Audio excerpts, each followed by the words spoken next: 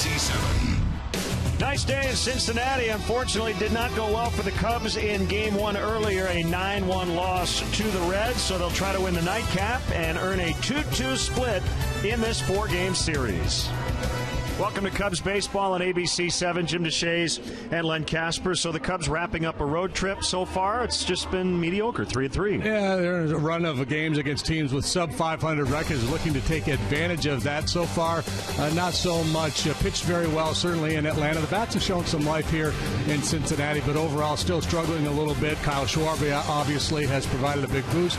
Dexter Fowler's been swinging a little bit better of late. This would be a nice one to get here tonight. Middle of the order has been really good for the Reds in this series, in particular Joey Votto and Todd Frazier. Yeah, Joey Votto back to being Joey Votto. He's getting on base. He's hitting for power. 5 out of 12 in this series so far with a home run. That came in the first game here today. He's scored 5 times. Todd Frazier, an all-star, 6 out of 12 in the series. He's had some very big hits for Cincinnati. Cubs 50-43, Reds 42-50 going into the final game of this set, and we'll get into tonight's pitching matchup when we return moments away from Cubs baseball.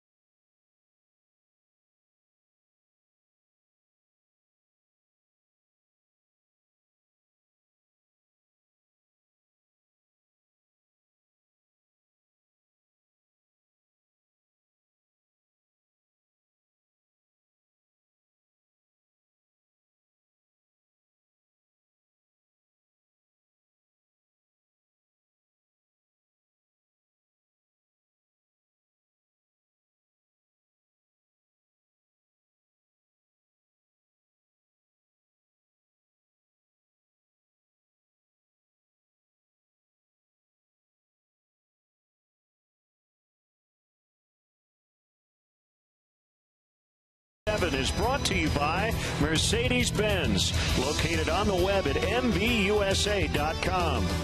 By DeVry University, different on purpose. By American Family Insurance, insure carefully, dream fearlessly. By Dodge, born Dodge. And by Southwest Airlines, book your low fare now at southwest.com. Cubs and Reds to wrap up this series. Reds have taken 2 of the first 3. So we're going to check out the Cadillac pitching matchup, the 26th men in this day-night doubleheader. It'll be a sinker baller for the Cubs and a left-hander for the Reds. Dallas Buehler making his 4th Major League start here this evening. He's the guy who's been called up as the 26th man. He did the same against the Cardinals back on July 7th, worked 5 innings, allowed 2 runs while striking out 6. And for Cincinnati, it's Chicago area left-hander Tony Cingrani. Here are his numbers against the Cubs in his career. 6 starts, 4 times out of the pen, 1-3 with a .450. We should note before Game 1, Clayton Richard was designated for assignment, and that 5th starter spot right now, I would say up for grabs. So Dallas Buehler might be pitching for a spot. Absolutely up for grabs. He threw the ball well last time out. If he pitches well here tonight, he looks like he'll get an opportunity to seize that job, at least for a little while. Off day tomorrow, comes back home to play the Phillies and the Rockies, but first things first, and we've seen some terrific glove work in this series. The Cubs taking on the Cincinnati Reds, coming up next.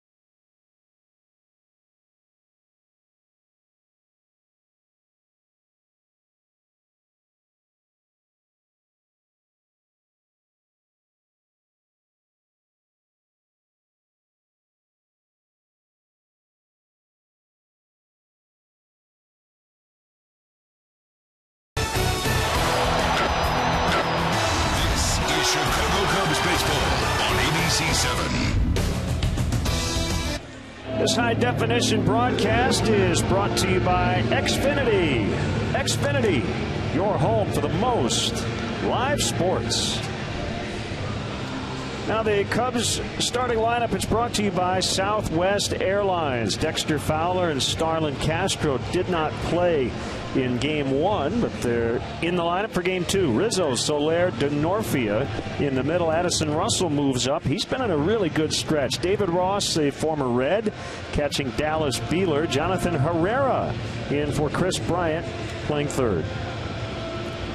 Defense for the Reds, it's brought to you by Nissan. Bird and Bruce had the opener off. They're back in there, and they flanked Billy Hamilton. Infield, Frazier, Suarez, DeJesus Jr., spells Phillips, Joey Votto at first, Brian Pena behind the plate, and Tony Cingrani, 26-year-old lefty from Lincoln Way Central High School in New Lenox, Illinois, is on the mound. He's 0-3 at the .347 ERA. His work with the Reds this year has been as a reliever.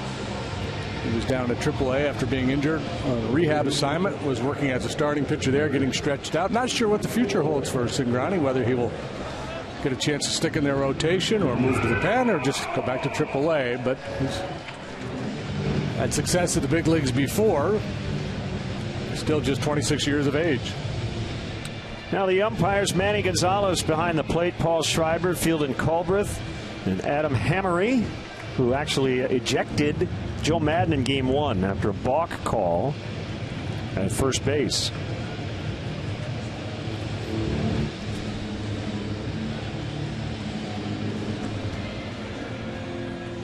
And we'll get our first pitch weather, brought to you by Four Seasons Heating, Air Conditioning, and Plumbing. For all the right reasons, call 866-4Seasons. 81 degrees. Beautiful night to play.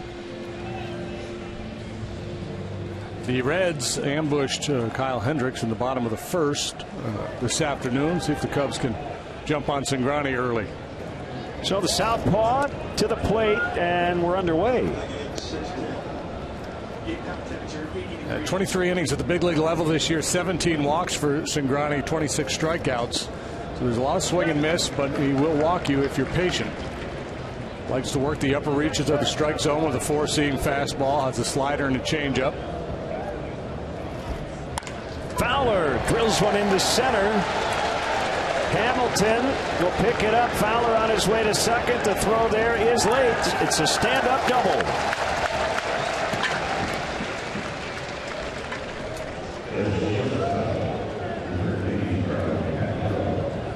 Well, there you go. Opportunity to strike first. Leadoff double, Fowler. And you got to make sure you really push it hard out of the box, because Hamilton, because of his speed, one, gets to the ball quicker than most, and he's got a very strong arm as well.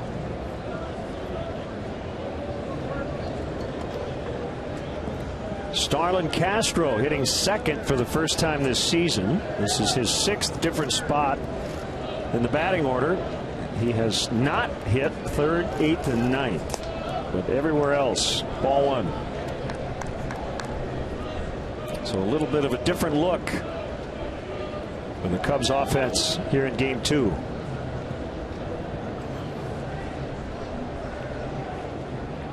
The 1-0 from Cingrani. Misses inside. 2 balls, no strikes. 29 career starts coming in for Cingrani. 34 relief appearances. ERA about the same. Around 3.5. 1-3 and 10 career outings, including 6 starts against the Cubs. Grounded to third, picked up by Frazier. Fowler's got a hold at second. 1 out.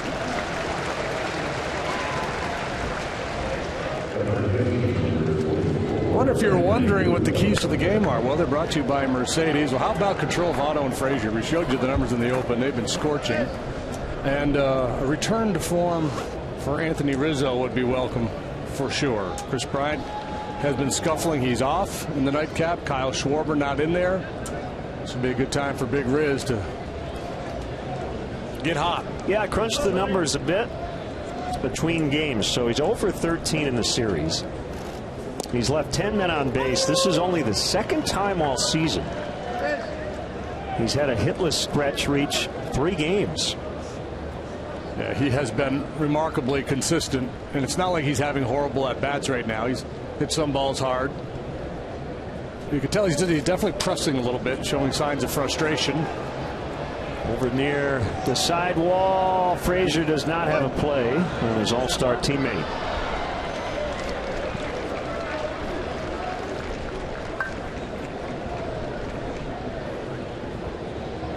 Looked like Todd Frazier was maybe apologizing to the photographers over there. He's a thoughtful guy. I saw the other day he had been asked by one of the Reds beat writers about the fact that he hadn't walked in a while, and he, after the game, told the beat writer, "Hey, I was thinking about you when I walked tonight, and I want you to write that."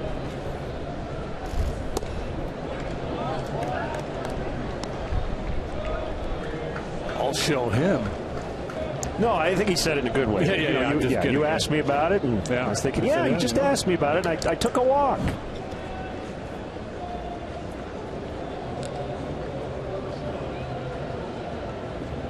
The 1-2 from Cingrani.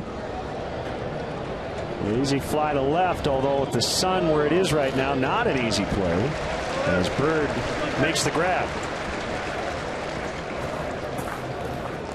Yeah, with this 6 o'clock local start, the left fielders are going to have to deal with that for another hour or so at least. Yeah, we saw it a little bit early in the ball game last night, but that was a 7 o'clock start.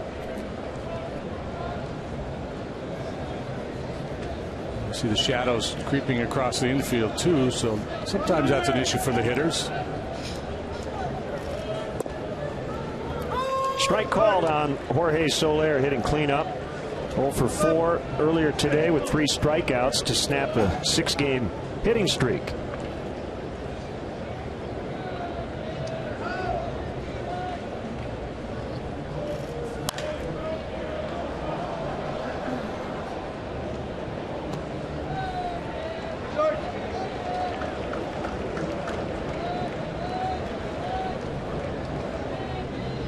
Leadoff double by Fowler, but now 2 gone.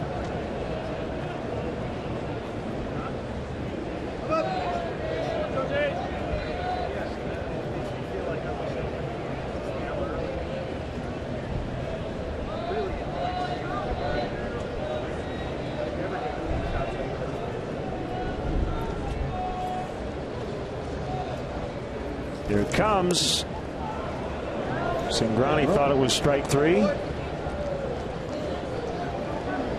Trying to buy one as he shoots for the outside corner.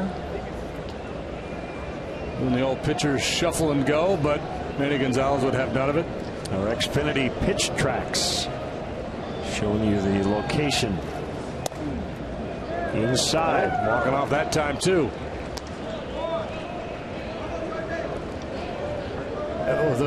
Some umpires take umbrage with this little move here. I think you're showing them up. And a little peek over at the Reds dugout by Gonzalez. 3-2. I'm pretty sure if Bruce Fleming were back there after that one that was well out of the strike zone, he would have looked at him. You're going to walk off now?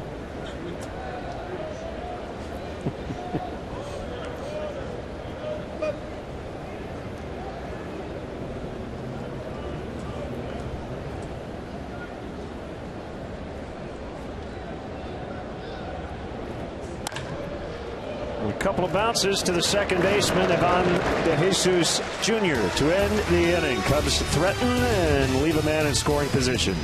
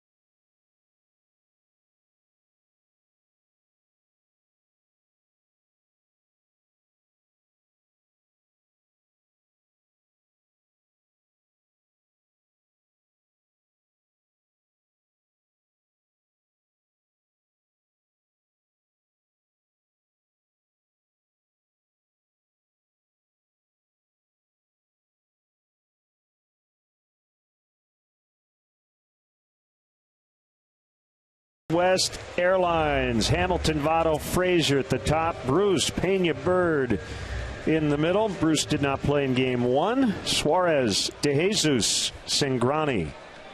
And Dallas, Wheeler, 6'5", right-hander, ready to work.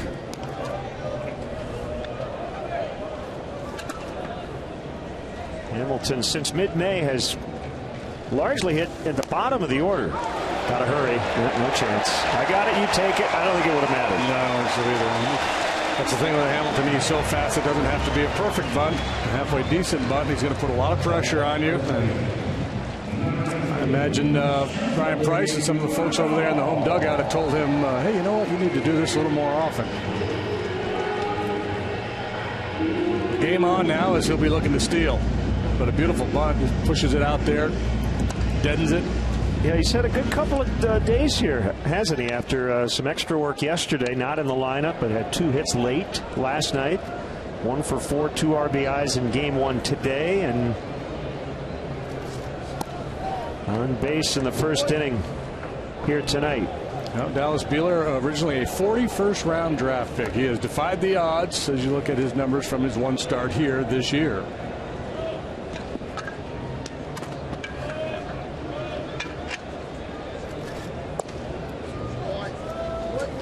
Injured earlier in the year, had some shoulder issues, got off to a late start and then a slow start as he struggled to kind of settle in. But lately much better down at AAA. That's why he's gotten the call on 2 occasions now. Hamilton leaning.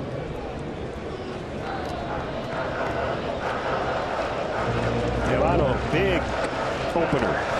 3 for 4 homer, walk, 3 runs. And it's certainly, obviously worth keeping an eye on Hamilton, but this early in the game you don't want to focus too much of your attention there. You got some dangerous hitters up. Not running, Votto missed it. 2-1.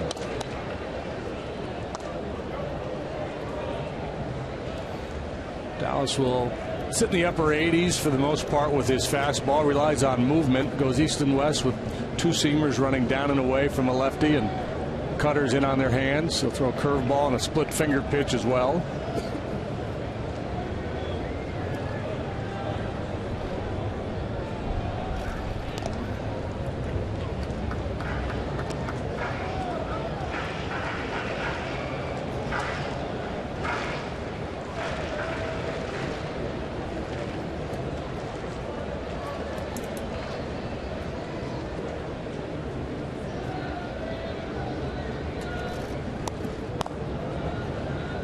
It's a break for Wheeler, 2-2.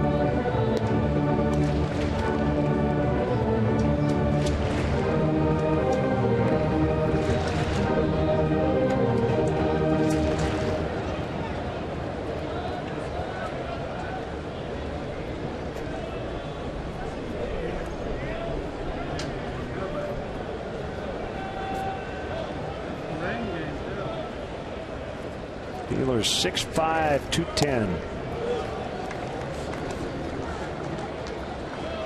Full count, 3-2. Almost an automatic go here for Hamilton. Votto's got a good eye at the plate. Hamilton leads the majors in steals.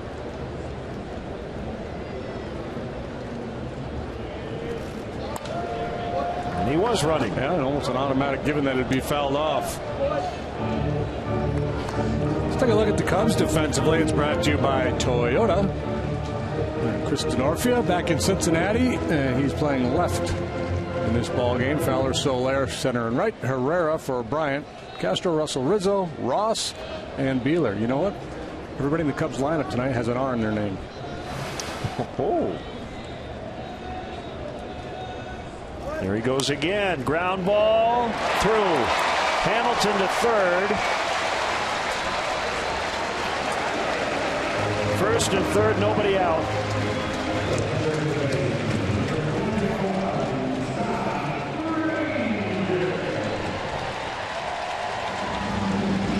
Castro playing well towards the bag, and Herrera way off the line of third base, so he had a legitimate shot at knocking that one down, just couldn't quite get there in time. And Hamilton, who was moving with the pitch, scurries over to third.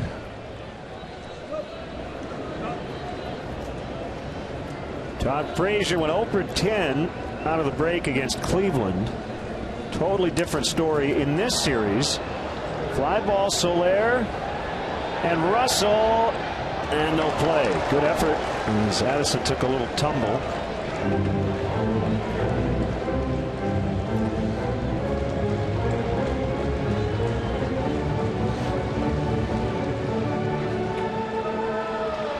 And the answer to the question is yes, you would want to catch that ball even though Billy Hamilton would tag up and score. Yeah, and Soler would have wanted to keep him in the field of play. If he had caught it and tumbled completely into the stands, both runners would have been allowed to advance. As we saw last year when Anthony Rizzo made a catch in Arizona. Shallow center. Fowler's got it. And everybody holds. Big first out for a ground ball pitcher. Setting up a possible double play here.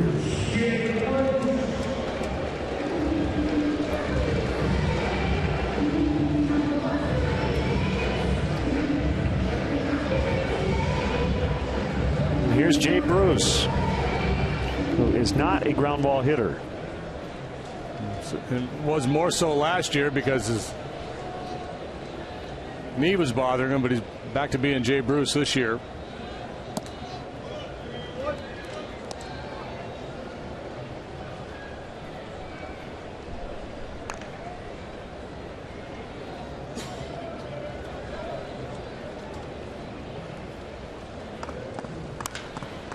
Hit hard, but they've got a shot at 2 here, and they do turn it. 4-6-3 to end the threat. 0-0 after 1.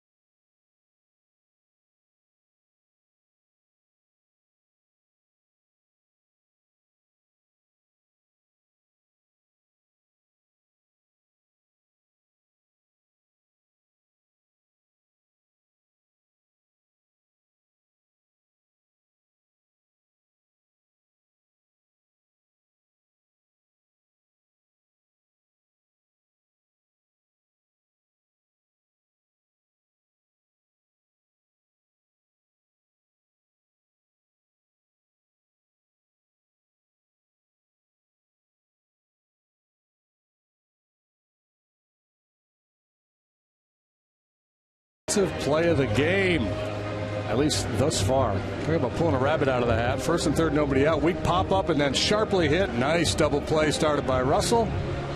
Dallas Beeler dodges a bullet. We remain scoreless. Both teams miss an opportunity in the first. That's your Volkswagen defensive play of the game.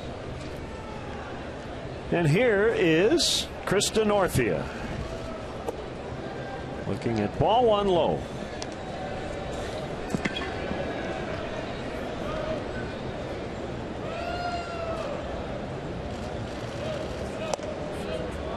Hitters would tell you that Tony Cingrani, even though he's not a real hard thrower, has a good fastball. He's got enough zip on him. He's very deceptive. Hides the ball well, kind of a low 3/4 arm slot. his issues in the past as a starting pitcher here, a lot of it had to do with efficiency, just high pitch count games, and he'd be up around 100 pitches through 5 innings, and they'd have to make an early move to the bullpen. That's, in large part just due to the style of pitcher he is. Four-seam fastballs up in the zone, a lot of foul balls, a lot of deep counts. You got him on strikes. So the whole key for Cingrani is if he can really settle in with his secondary pitches, the slider and the changeup, not rely on that four-seam fastball quite so much. He can probably be a little bit more efficient.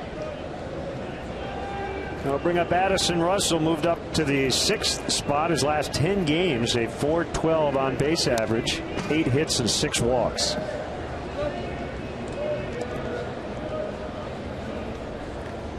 Yeah, Cubs lead for the second wild card spot is down to a half game over the Giants, who have a 7-1 lead late, bottom of the 8th in San Diego. They remain 2 up on the Mets. A devastating loss today for New York. In Washington, they had a chance to get within 1 game of the Nationals atop the Eastern Division. They could not hold a late lead, gave up 3 in the 8th and lost it 4-3.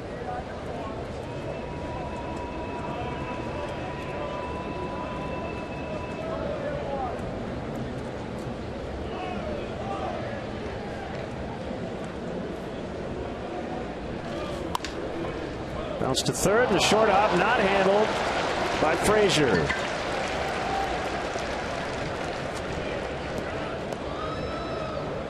You could tell off the bat it might present a bit of an issue for Frazier. It's clearly an error.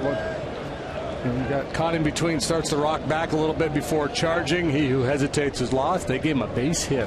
Wow. Yeah, taking care of their guy right there. I think that was a tough play, but hit right at him. Bob LaCourcio Auto Group wild card race. At the moment, it's a 3-team race for the second spot. That can change. So it's interesting, all these websites that analyze, the cool standings and baseball, the Fangraphs Baseball Prospectus, they all give you the playoff probabilities based on current standings and what's going to happen down the road. Yeah. Despite the Cubs having this very small lead right now, they give them a 62% chance of making the postseason.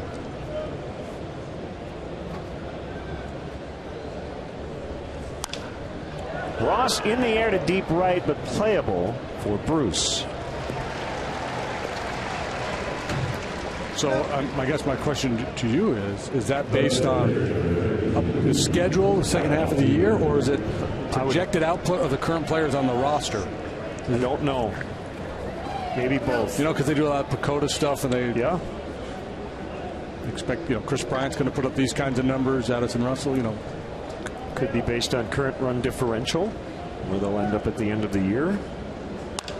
Dallas Beelers swings away, and this will end the inning. Scoreless after an inning and a half.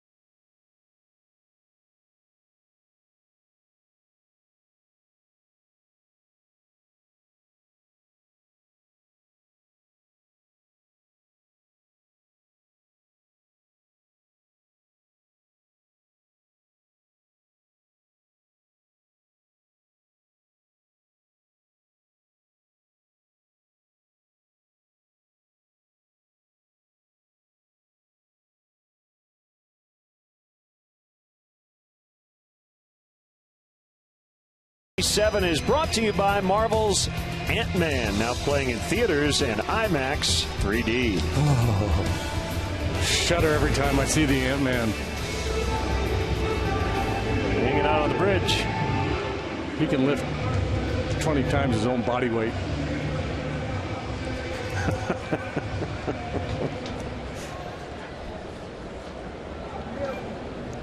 Always likes a good picnic. His superpower is organization. 3 hits on Tuesday for Brian Pena to snap an 0 for 16. That was the 13-inning affair.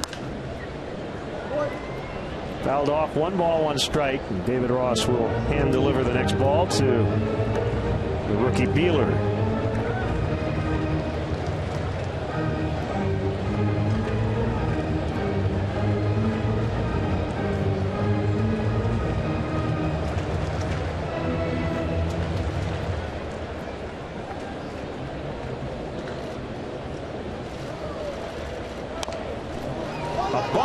Beeler can't get it. Barehanded play. Herrera, and he throws it away. It does stay in play. So that's 2 bunt hits for the Reds. Hamilton and now Pena each to lead off an inning. Yeah, and Hamilton obviously with the speed. Pena not a speedy guy, but we've seen him do this in the past. It seems like there's an inordinate number of kind of big-bodied catchers that are really good bunters. Heck of a drive by Herrera, but the throw is offline. That'll bring up Marlon Byrd, 2 out of 10 in the set with a home run. Another Herrera. Odubel won the game for the Phillies today in the 10th inning, 5-4 over Tampa Bay. 5-1 since the All-Star break, and they'll hit Wrigley Field on Friday afternoon. So they've won consecutive series for the first time this year.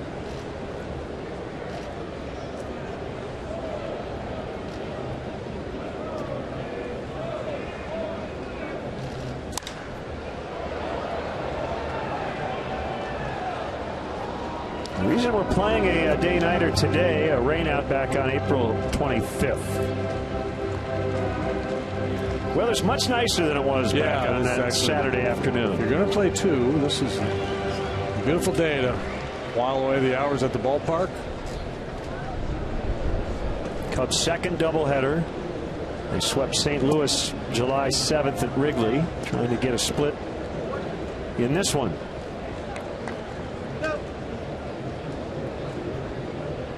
The 1,817th doubleheader.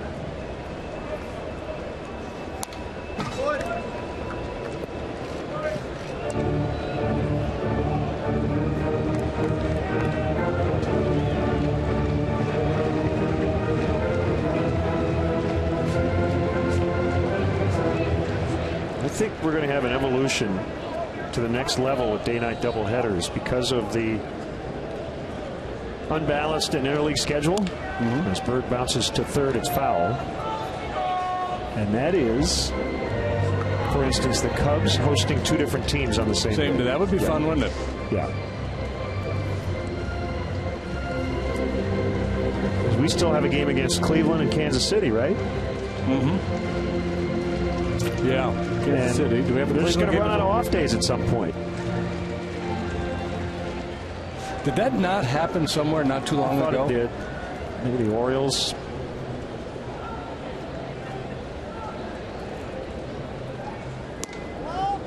Off the outside.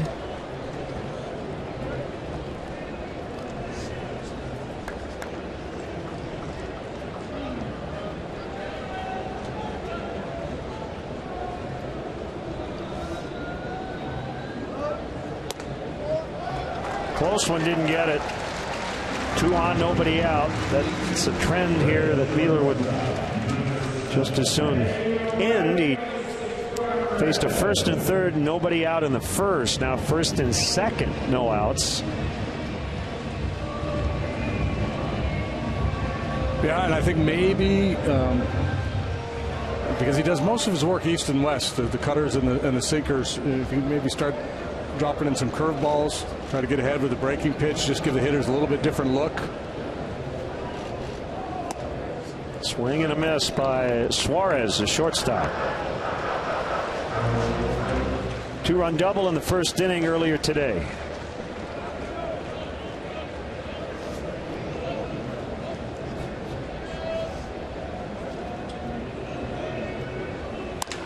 Look out. That's into center for a base hit. Pena's going to have to stop at third. Bases loaded. Nobody out for the 8-hitter, De Jesus. It's so important to locate when you don't have overpowering velocity. So he's got to find a way to get down around the knees a little bit more and get in on some of these right-handed hitters to keep them honest, to open up that outside corner. That's big picture. Little picture, he just got to get it out right now. Bases loaded, nobody out. So the corner guys are in. They're going to play the middle at double play depth. Actually, Herrera will back up a couple of steps. So really, Rizzo, the only guy who probably will fire home. Foul tip, strike one. Yeah, this is where, as an infielder, you go through that checklist. What do I do if I get this kind of a ball? If I'm moving to my left, where do I go? If I'm moving to the right, slow roller, charge. That's what Herrera will. If it's slowly hit, Herrera will probably charge and throw home. Yeah, to his right, he can step on third. To his left, probably to second.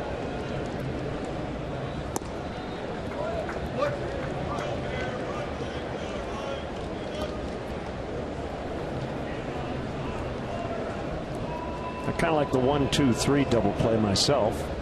Bounce it right back to the pitcher. Here's a 1-1. Now 2-1. Brandon Phillips in their lineup here in game 2. The pitcher is on deck.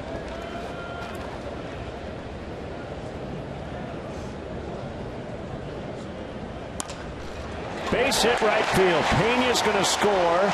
Bird will be held at third. They're still loaded, and it's 1-0 Cincinnati on the RBI single from Ivan De Jesus.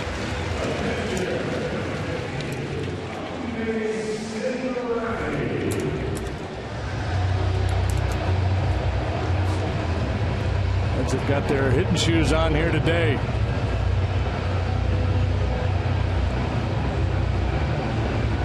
Hits as they scored 9 times in the opener.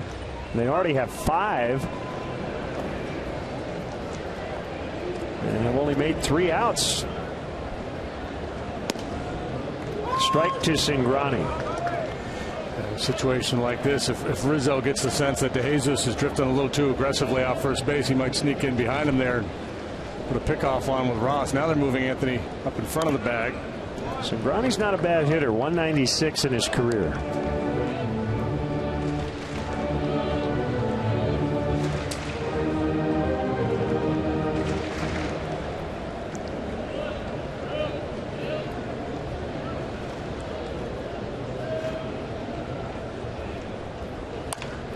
Should be 2.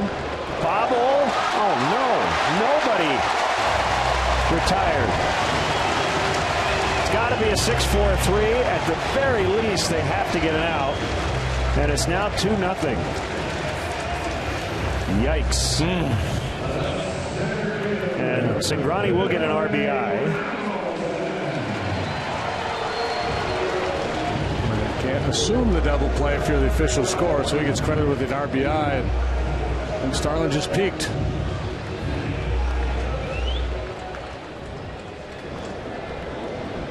That was fairly well tailor-made.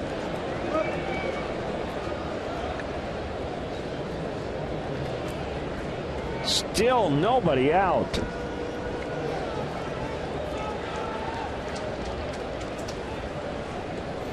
Beeler's got to dial up a triple play ball here.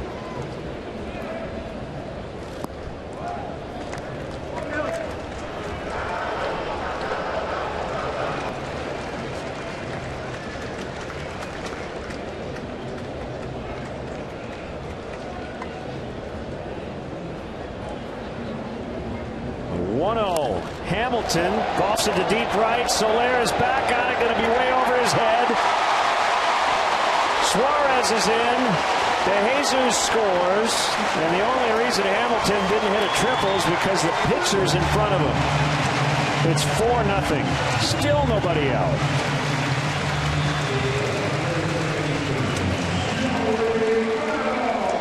This is the third 4-run inning on the day for the Reds. A 4-run first in the opener, 4-run seventh, and now a 4-run second and looking for more.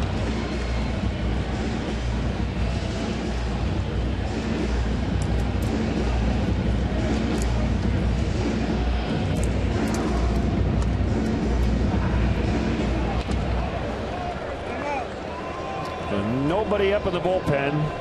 Here comes Joe Madden. And I think this is a conversation he'll have with everybody out there.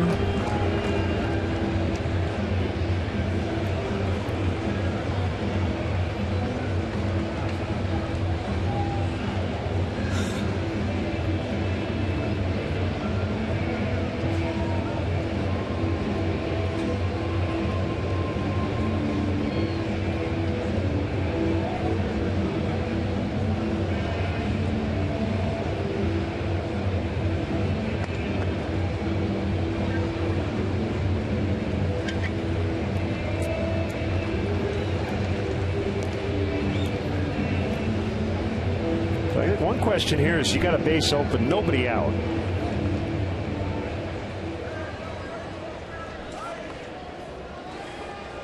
And they will intentionally walk Votto.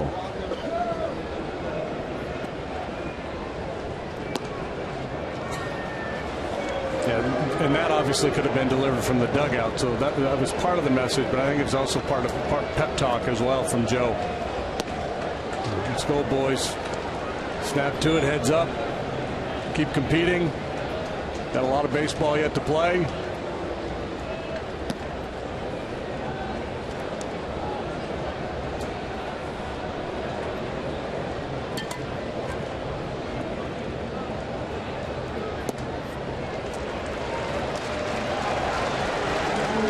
Make sure you check out the Cubs blog on abc7.com, brought to you by Jeff Vukovich, your local nationwide agent serving the area for 37 years. To join the nation, contact Jeff at jeffvuk.com. Nationwide is on your side.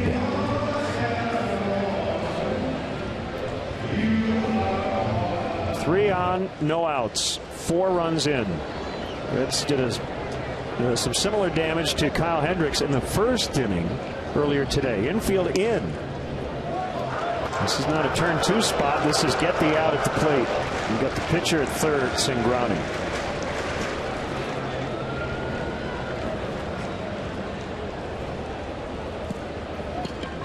Beeler's 1-0. Popped up on the infield. Infield fly rule in effect. So Frazier has not come through a couple of times in these RBI spots. Weak contact both times. Little pop up to shallow center that Fowler caught, and now this little sand wedge out there to Russell. Bruce hit into the double play last inning.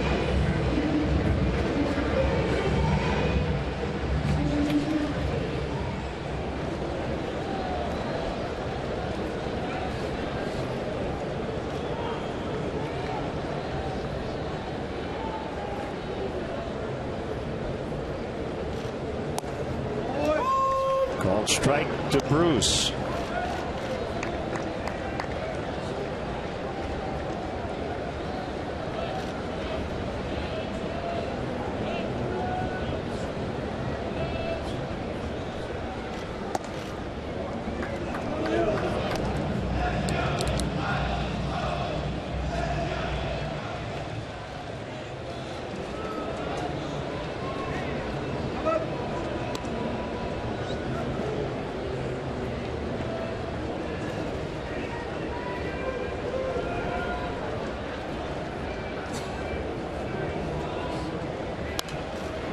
Two.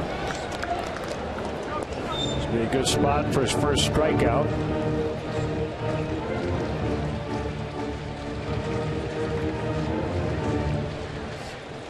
Bruce has been one of the hottest hitters in baseball here in July.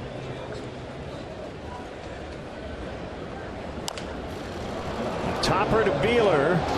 He'll underhand to Rizzo. Run will score. 5-0. I think the play was at home there. I think you're right.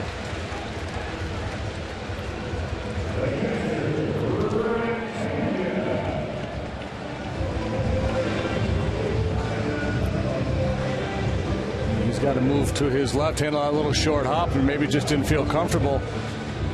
Well, it's a risk reward, and you're already down 4-0. Right. Probably worth trying, right? Yeah. Pitcher running? Yeah.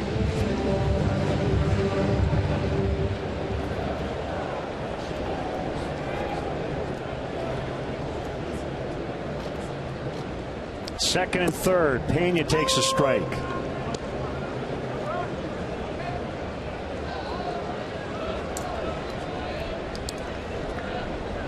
He started the inning with a bunt single.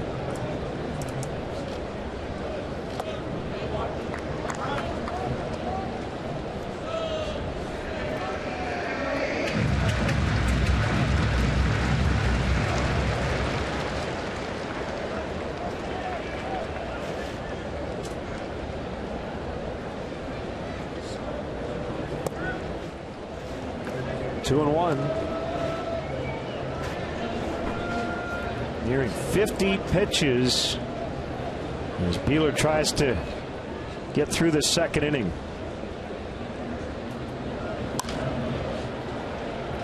Russell will pick it up, and finally it's over. 10 batters, 5 runs later. And it's 5-0 Reds.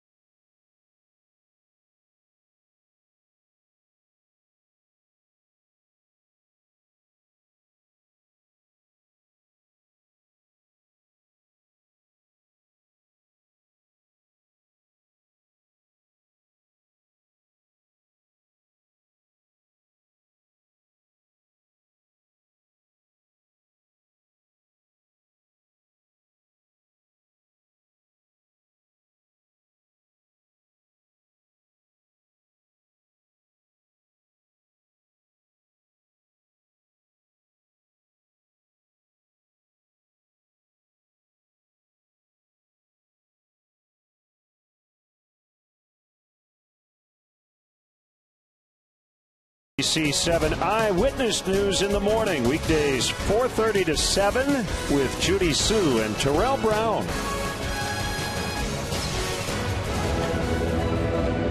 Tony Cingrani now working with a 5-0 lead. He'll face Herrera, Fowler, and Castro here in the Cubs' third.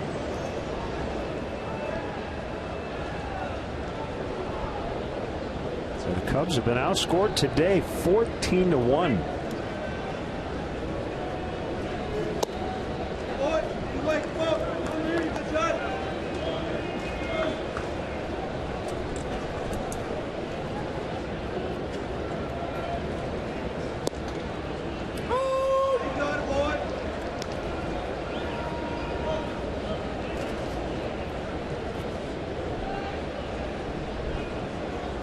Jonathan starting both ends.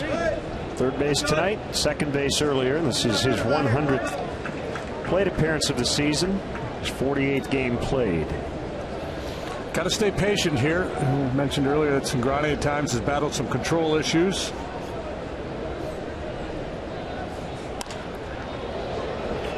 Hamilton dives, can't get it. Herrera racing into second. He's got a double.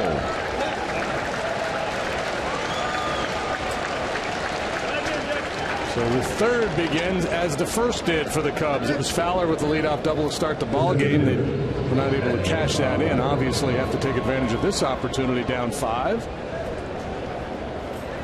Leadoff double by the 9-hole hitter.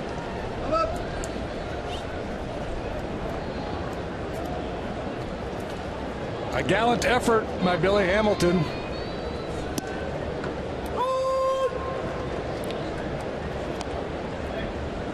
Strike 1 to Fowler.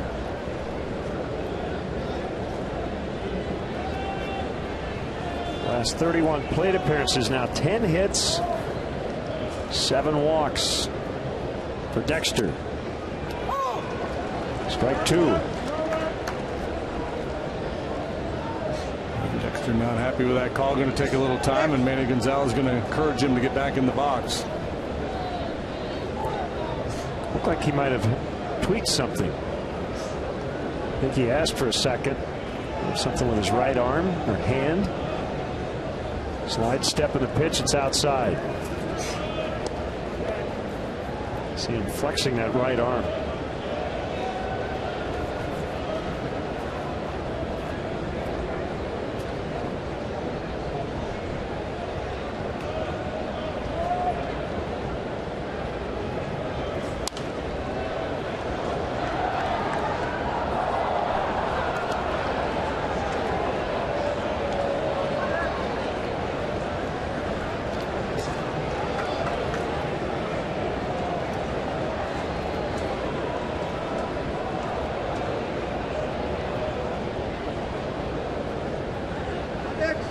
Cingrani went to South Suburban College in South Holland, Illinois, and then Rice University in Houston. Third round pick of the Reds in 2011.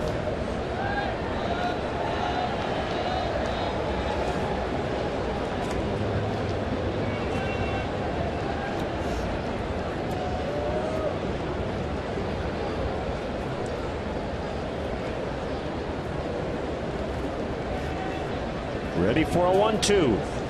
Swing and a miss. Strike 3.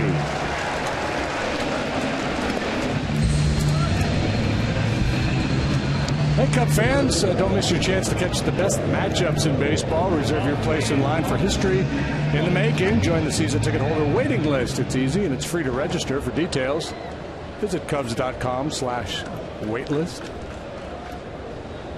Castro grounded out in the first.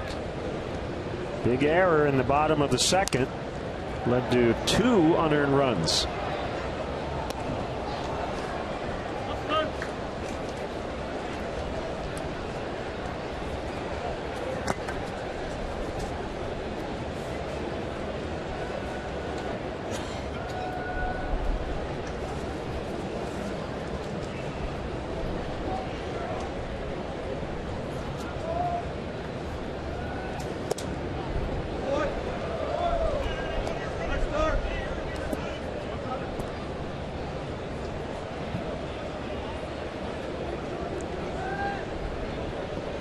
The count.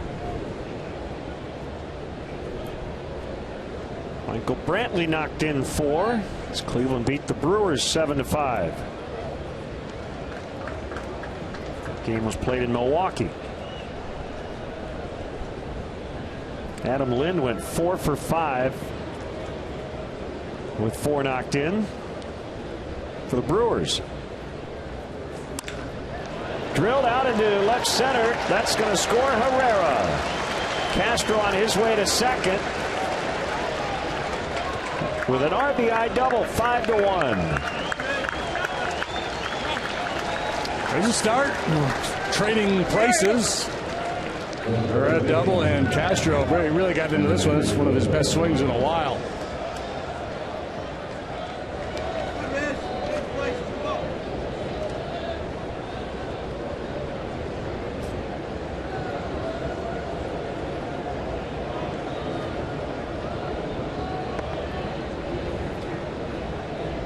So they're on the board. Third double of the game for the Cubs and their fourth hit.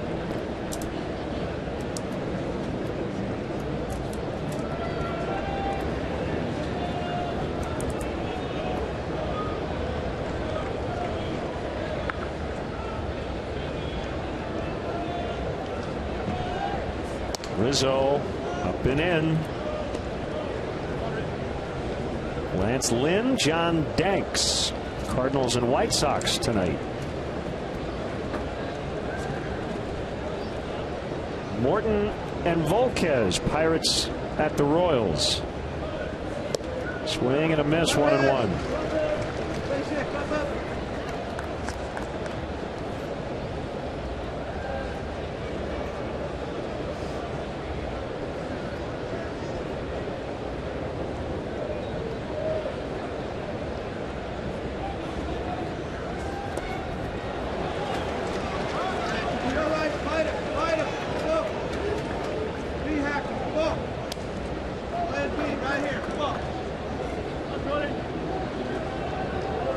Stephen Piscotty made his major league debut last night for the Cardinals, 1 for 4.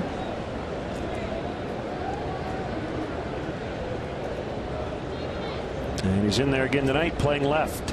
Matt Holliday DHing.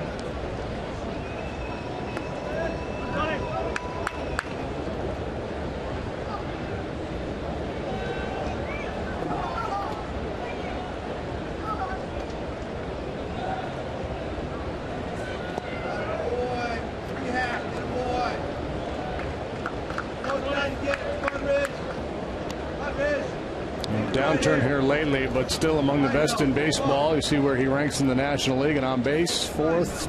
Same with doubles, slugging percentage, 7th. Tied for 8th with 16 long ones. Came in today leading the majors in on base average against lefties. He just got hit for the 20th time.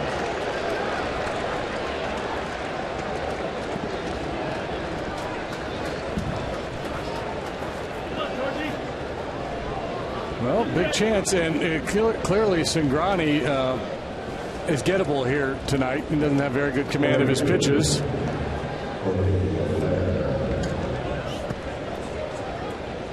He's been hit 35 times the last 2 years. He's got the modern day single season record for the Cubs, and he's closing in on the all-time record.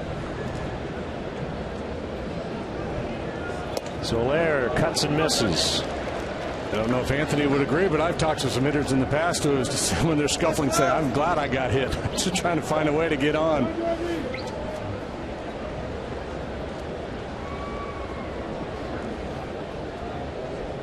Well, it's only the 3rd inning, but this is a very big at-bat for Soler.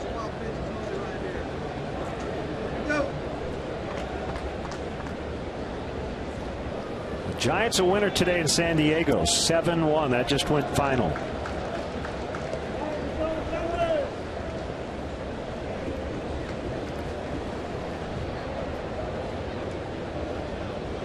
Cubs still have not played the defending world champs this season.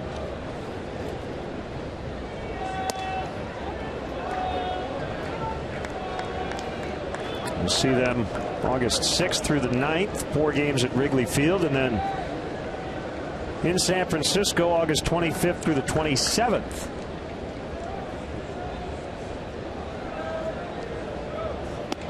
Three and one.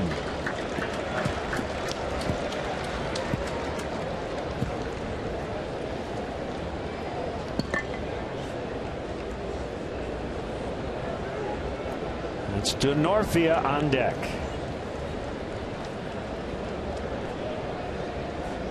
He walked in. They're loaded. Double, hit, batter, walk. 1 run in already. He is teetering on the edge here, Cingrani. Mike Leake gave the Reds 8 innings this afternoon, so bullpen with an opportunity to recover after the 13-inning game last night.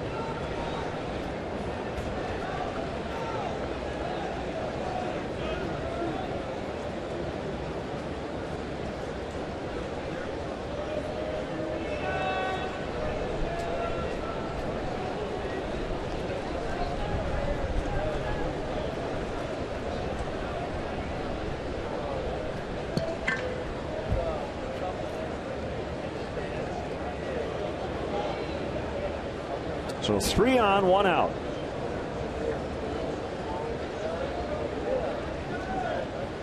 The pitch to Denorfia, foul strike.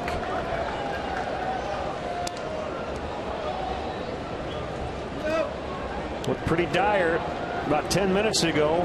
The Cubs were down 5-0, but all of a sudden the window has opened.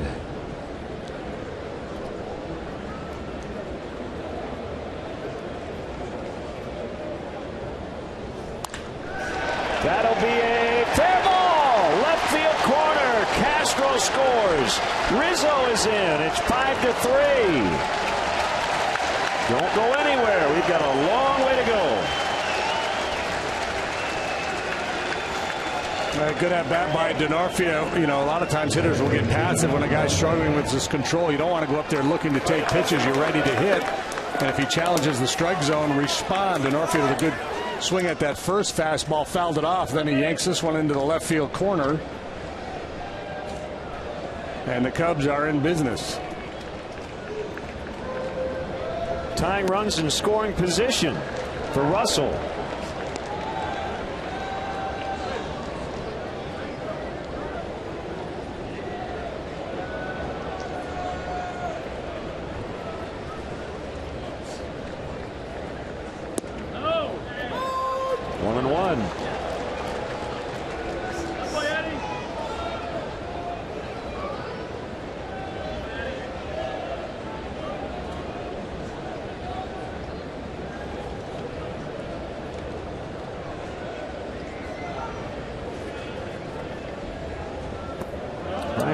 In about as tough a position as you can be in as a manager when it comes to your starting pitcher. You had a big lead. You're only in the 3rd inning and you're trying to figure out, can I afford to stick with this guy? I'm going to have to use 7 pitchers to get through this game. Normally the guy you would call on in this situation, you're not particularly high on anyway. Yeah, you're a long guy. 3-1.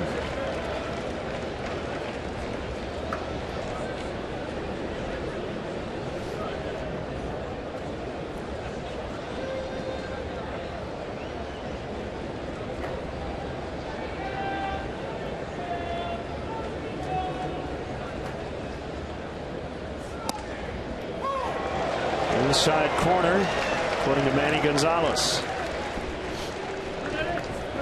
Let's check in with our Xfinity pitch tracks. Did he get the inside corner? Probably not. Look inside.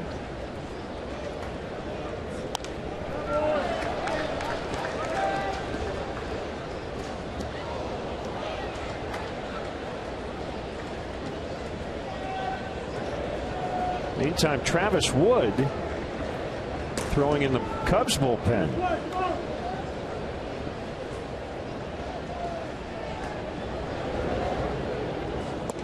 Call strike 3.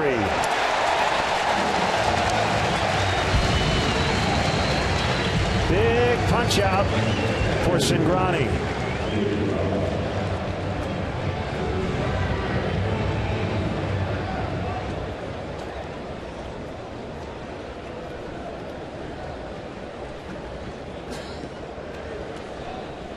They're going to put David Ross on and see if Joe Madden is just bluffing with Travis Wood up in the pen.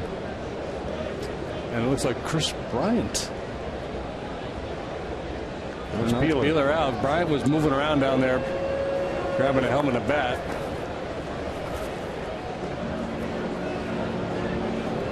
It's not guaranteed to be Beeler just yet.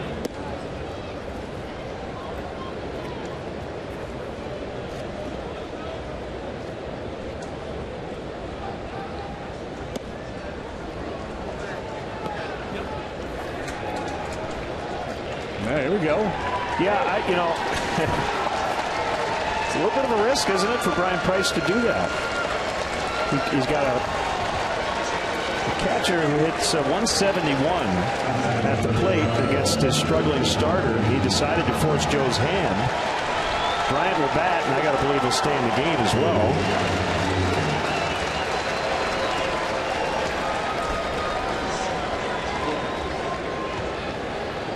You like the move by Price?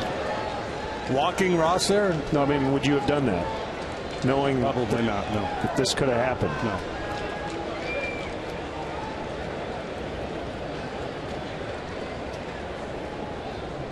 I mean, some managers would tell you they feel like there's always value in getting into the other team's bullpen.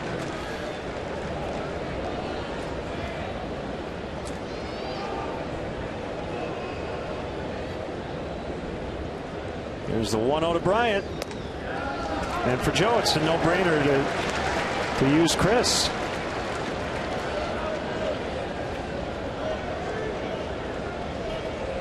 Yeah, he's been pretty good in this spot. Very small sample size. 2 balls, no strikes. Here's the pitch. Missed again, 3-0. Well, there's 2 things at work here. One, Bryant will take a walk, and Cincinnati's having a hard time finding the strike zone. And 2, you know, Chris has been in between a lot lately, kind of guessing.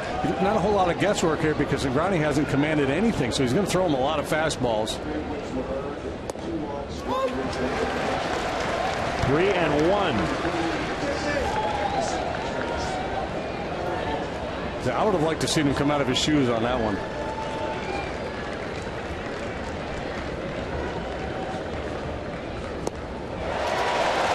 Three and two.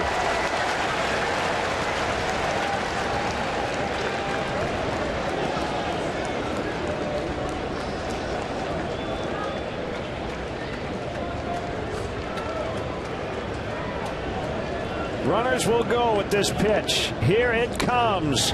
Base hit left field. Soler scores. Denorpia scores. We're tied. A 5-run third. How about that?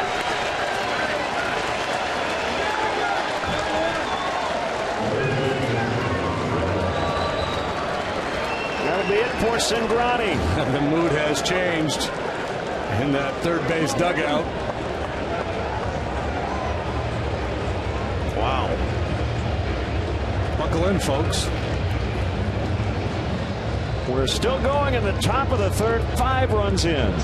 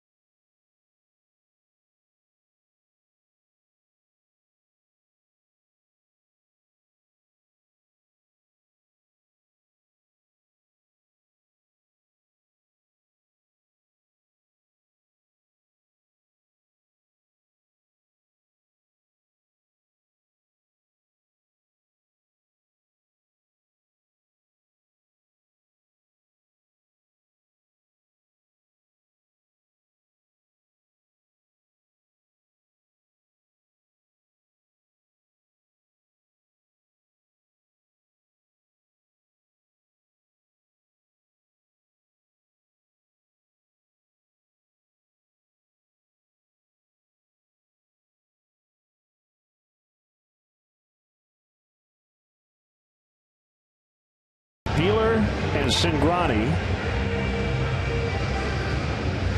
And it's right-hander Pedro Villarreal.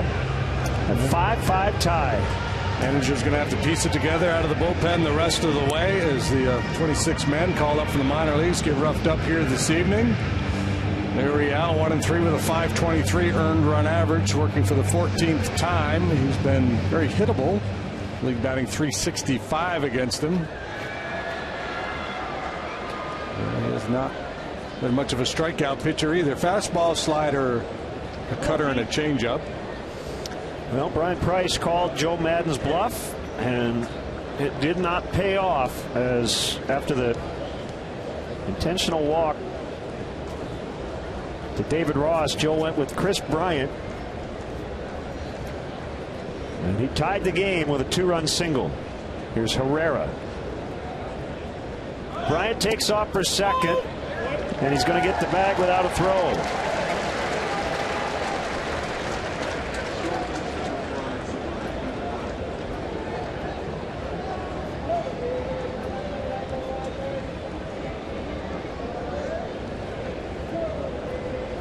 Guessing, especially if Herrera makes his final out, that Bryant would just stay in and play third, and the pitcher spot would be the 9 spot in the order.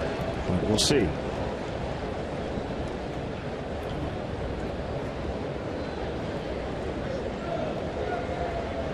Second 5-run inning of the season, and both have come here in the month of July.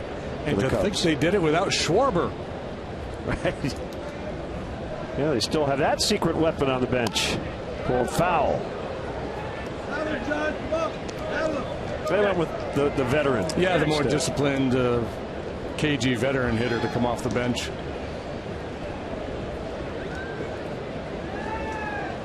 The salty vet, Chris Bryant.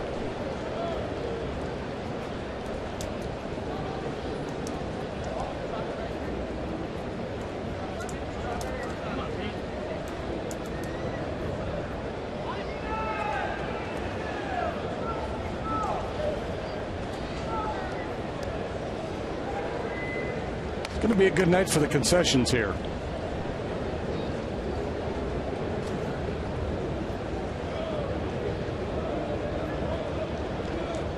Not so much for the pitchers.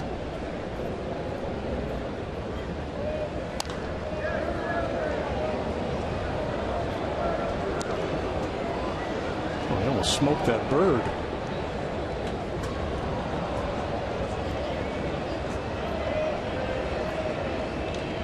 Something came flying out of the Reds' dugout. There's a bird roaming around down there in front of their dugout. The on-deck circle. Looking for Marlin.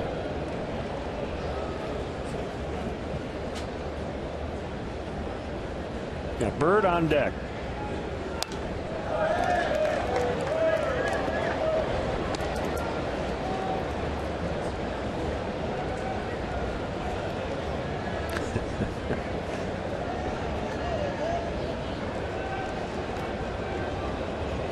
This will challenge the everyday players. It's been a long day at the ballpark already, and there's a lot of baseball yet to be played.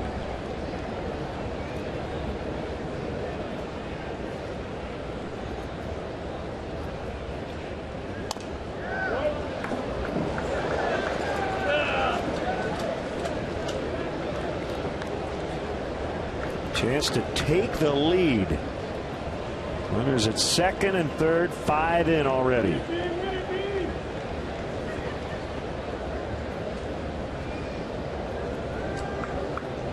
Rough ride for Cingrani just off the DL to make this start. He had been out for a month with a strained left shoulder. Fly ball right center. Drifting over is Bruce. So the Reds got 5, and the Cubs answered right back in the following half inning.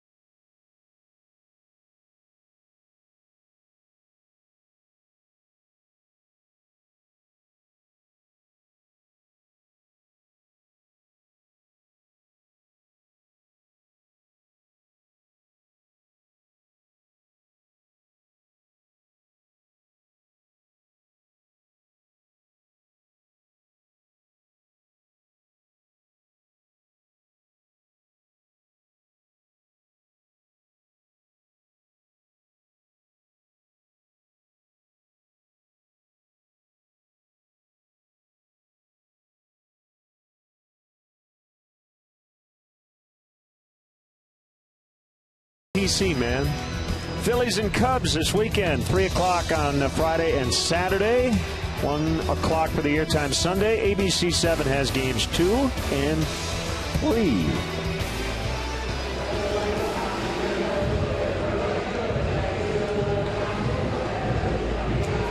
Well, isn't that special? Crazy ball game. Travis Wood takes over for Dallas Beeler. 5-3, 455. Numbers better as a reliever than they were as a starter. Dallas Beeler tonight. 2 innings, 6 hits, 5 runs, 3 of which were earned. Walked a couple. Bryant stays in. He's at third for Herrera. Well, there's your off night, Chris. Hope you enjoyed it. Foul tip. Marlon Byrd, strike 1. Tomorrow's an off day. You can rest up tomorrow.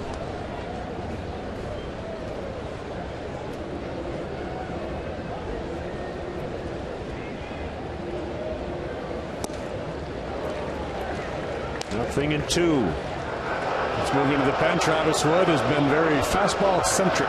He still throws his cutter, but uses that 4-seamer more frequently, and he'll throw a little 2-seamer, try to run it away from the right-handed hitters. Joe has encouraged him to use his fastball, and he has complied. So this is 3 days in a row for him for the first time. Didn't pitch earlier today, but he got 2 outs Monday, an inning and a third last night.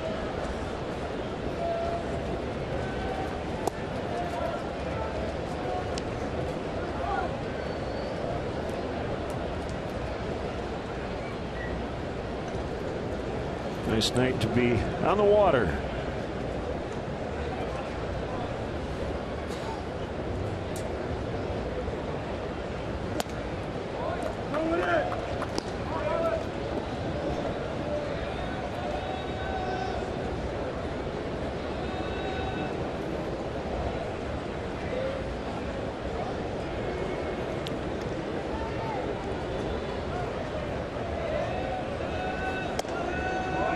Full count, 3-2. Suarez on deck.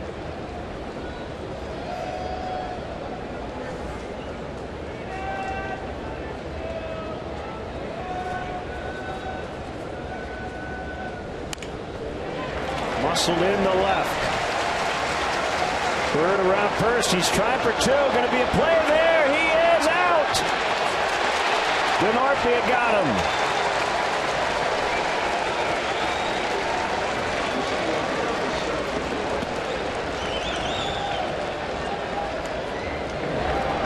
An inside fastball, and Bird tries to take the extra base to Norfield. A good, strong, accurate throw. Good pick on the one hop by Russell. And Bird, he doesn't want to leave the infield. He's waiting for a challenge, and here's why. The tag was up on the back leg. He thought he got the front foot in early enough. The Reds are waiting word from the video boys. Bird's still on the field. He was out. Base hit. 7-4 on the putout. Yeah, pretty big out. Kind of want to stop some of this nonsense, right?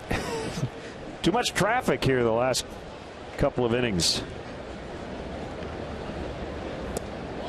Ball 1 to Suarez. Ooh.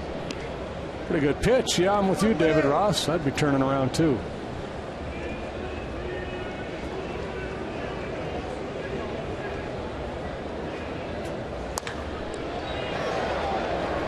Foul to left.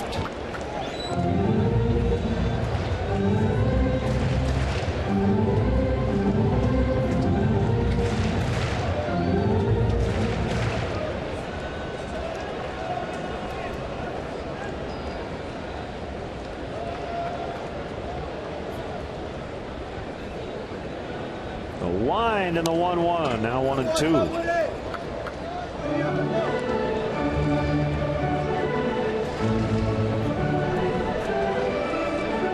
Last night's game, Travis Wood worked an inning and a third, allowed 2 hits.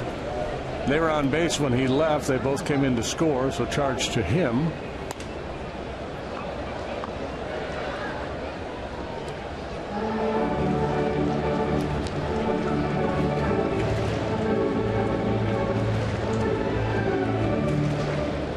Two-thirds scoreless the game before.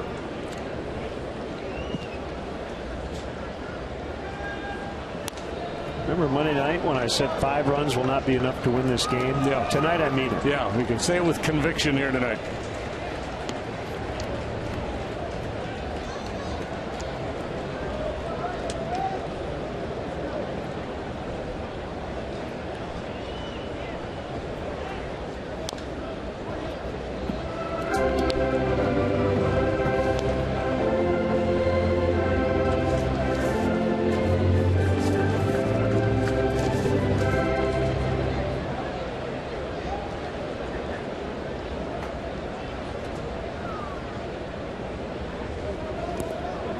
Tried to change up, not close enough to get Suarez to bite. The Reds are off tomorrow as well. Then they head out to Colorado for a 3-game series, then on to St. Louis. Most of the focus around the Reds is going to be what are they going to do with the trade deadline nearing. Who will not be a Cincinnati Red the next time we see these guys. You got them. Yeah, there are several candidates.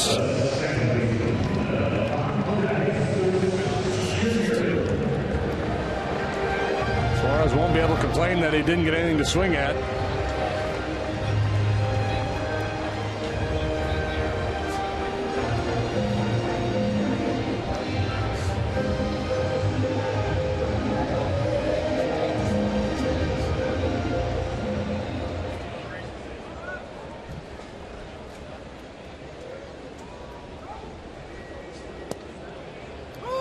Strike called on De Jesus.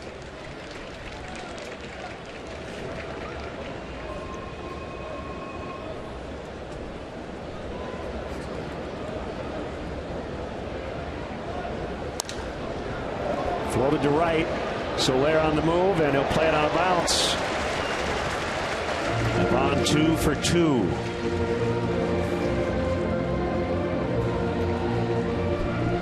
On Friday, the Cubs take on the Phillies. First pitch is at 3:05. First 10,000 fans at the ballpark will receive a Billy Williams replica statue presented by Pepsi. For more information, visit Cubs.com.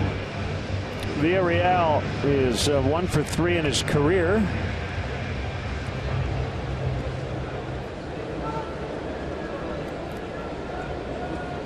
Too early to pinch hit for him.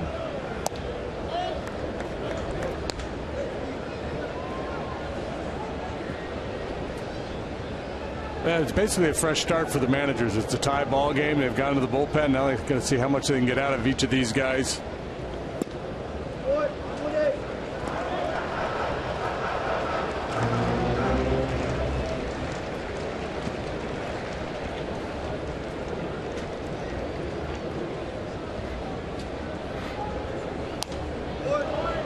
Brian Price once played for Joe Madden many years ago in the Angels organization.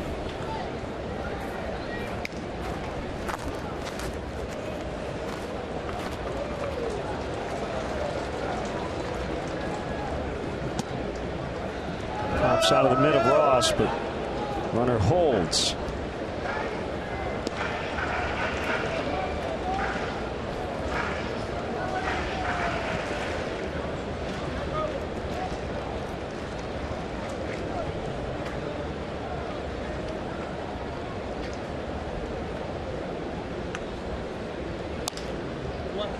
Villarreal hanging in there.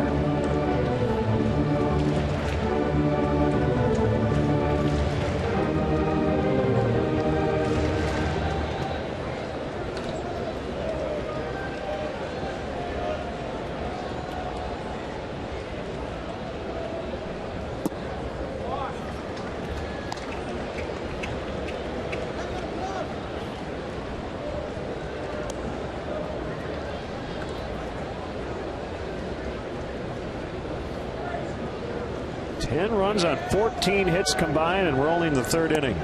Called strike 3, and that will end the Reds' third. 5-5. We're tied.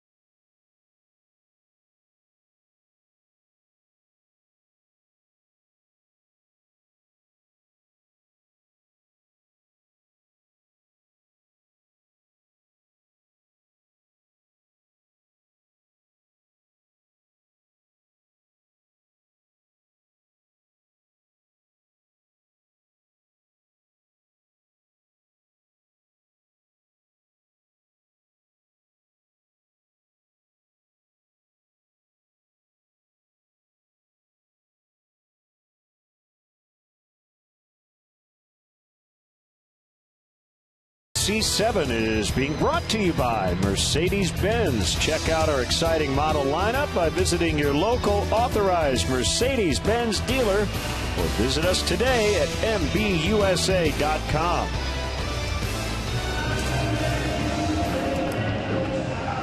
Wild and crazy here in Cincinnati. 5-5. We've got a long way to go. You're a pitcher, you say this game is for the birds.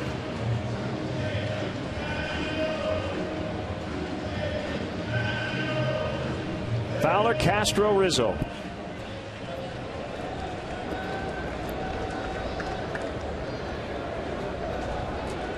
Double and a strikeout for Dexter.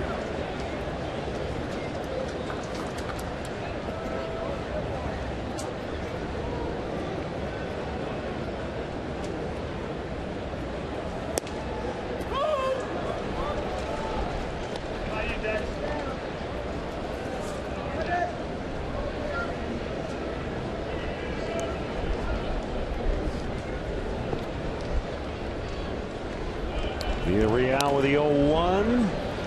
Bounce the other way, and Frazier will handle it.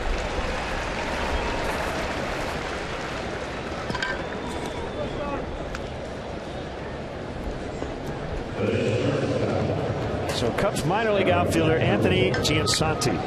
You heard this story. Mm-hmm. Would you like to tell it? No. The ticket list story? Yes. Oh, okay. Every night, I think he's at Iowa, right? Iowa Cubs. He leaves two tickets for MMA fighter Ronda Rousey. Apparently, he's a fan. And he sent out a tweet. Right. That says, you know, tickets are waiting for you. Right. Here's the game time. Here's where we're playing. To my knowledge, as Castro pops to the shortstop, she has not replied or shown up. Yeah. Who was it who used to leave tickets for Elvis? Jerry Glanville. Jerry Glanville. Coaching in the NFL, yeah.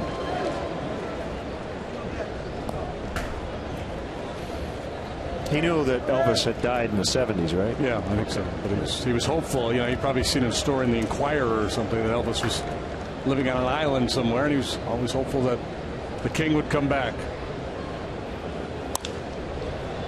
In the air, Bird is going to make this a real quick inning. A rarity so far in this one. 5-5 in the fourth.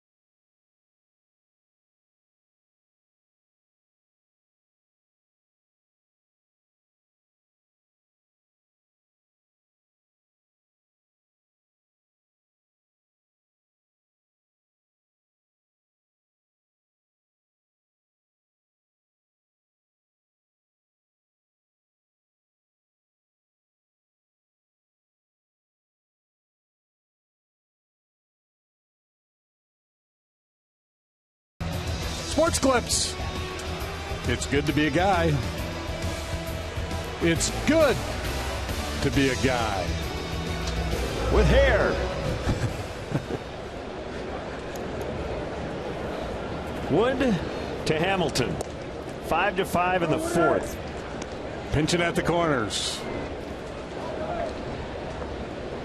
Tightened up in the outfield. Doesn't hit it over your head very often. Player giving haircut instructions. A little off the top. It's the corners.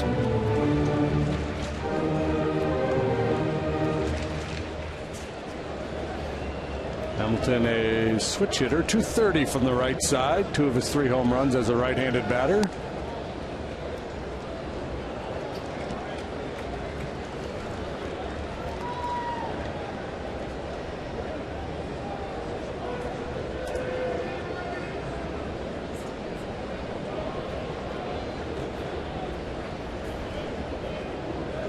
Brandon Phillips has been batting leadoff in this series, but he's got this game off, so Hamilton returns to the top of the order. And he's done his job tonight, on base both times up.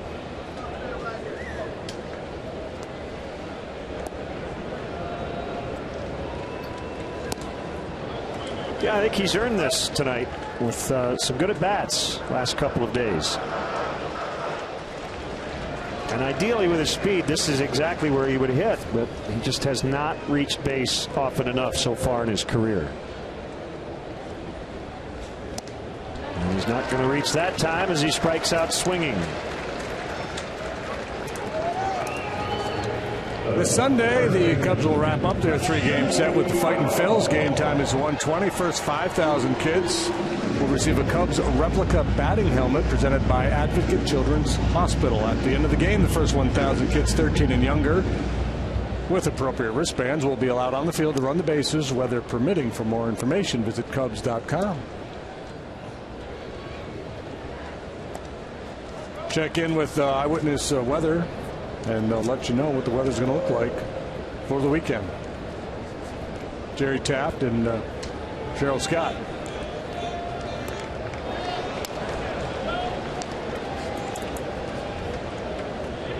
One and one on Joey Votto.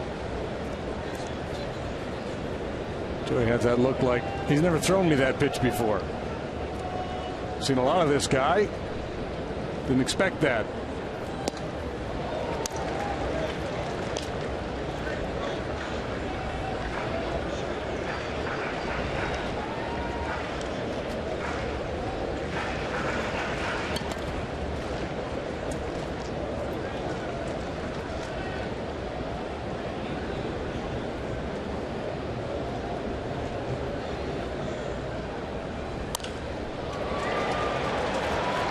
Norfield can't quite get there. Votto on all 3 times. He has put on a 2-strike clinic today.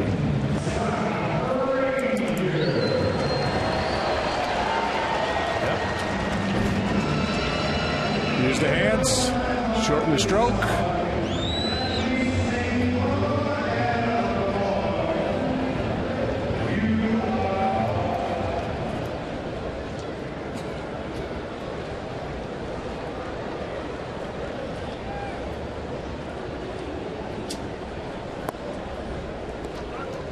Frazier with men on base. His first 2 at-bats, making outs and not advancing anybody on DeVry University League leaderboard. Fowler and Frazier among the top 5 in runs.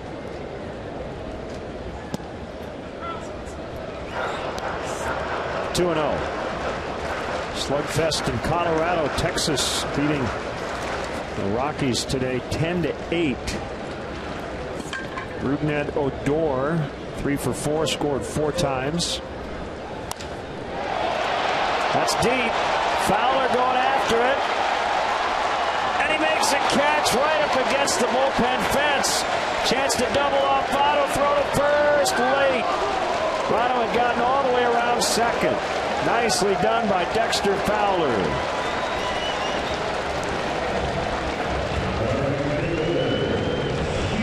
He traveled a long way to get this one. One last peek to find the wall before securing the baseball. One heck of a play. That's a slam on the brakes. Do the curly shuffle and scramble back to first.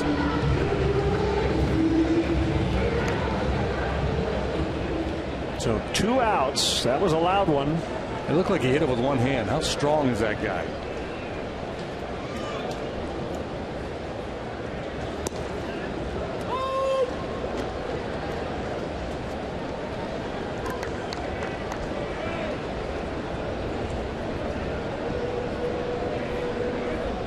Strike on Jay Bruce.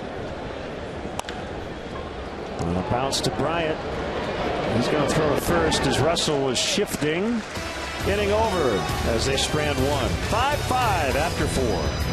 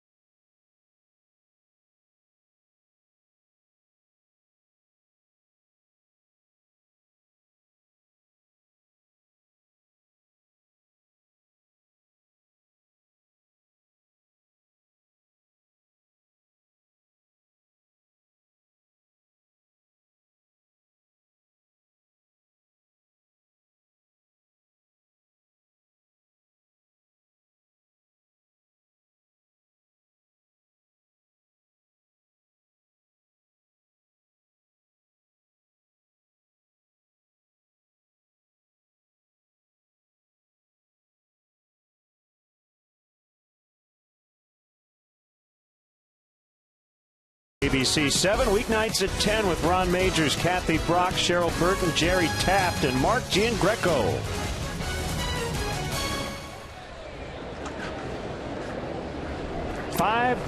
Fifth inning. I think he wants to be a catcher. He's missing the mask. He knows Mesoraco's banged up. Oh, there you go. Yeah. That could have been Kyle Schwarber about 15 years ago. 1-0 on Jorge Soler. Starters long gone. Cingrani went 2 2/3. Beeler 2. That's it.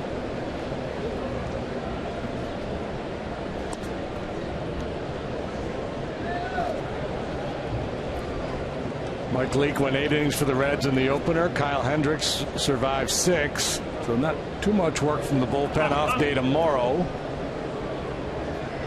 Will help the bullpens recover for the weekend series. Good action on that fastball.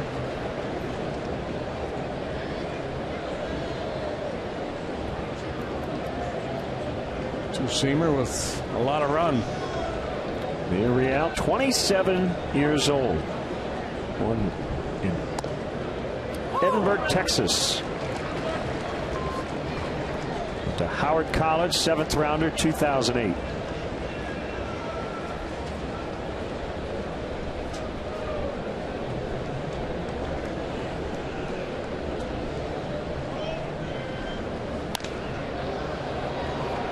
Lofted into right. 1 out. Real has faced 5. He's retired all of them, and 4 in the air. Do you want the scoreboard stumper? Let's have it. Since 1980, okay, there have been 5 Reds, left-handed batters, 5 left-handed hitting Reds who have had 30 home run seasons. Adam Dunn.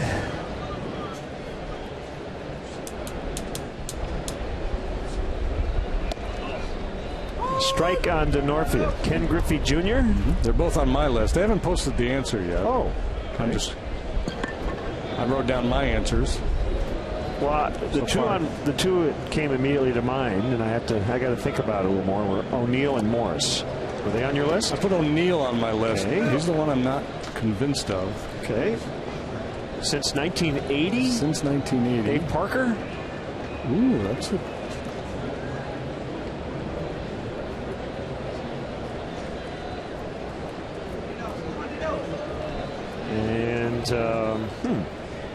Well, I've got 2 of mine are more recent. Sean Casey? I don't have him on my list. I don't think he hit 30. I don't think he hit 30.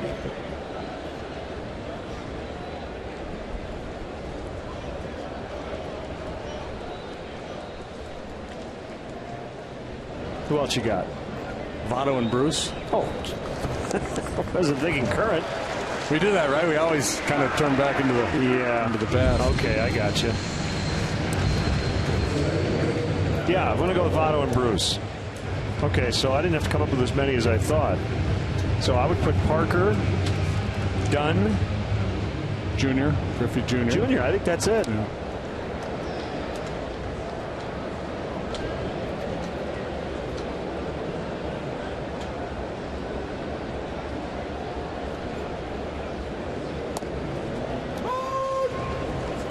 Paul O'Neill hit 28. He maxed out at 28. We'll have to come up with a Cubs-centric trivia question here for an inning or 2 down the road. Never even thought about a current Red.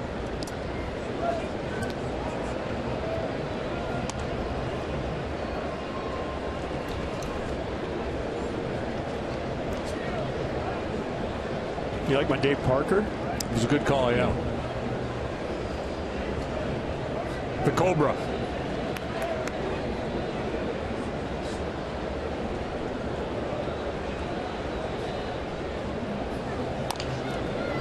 Not hit very hard. Barehanded play, Frazier. Nicely done. And that'll end the inning. 5-5.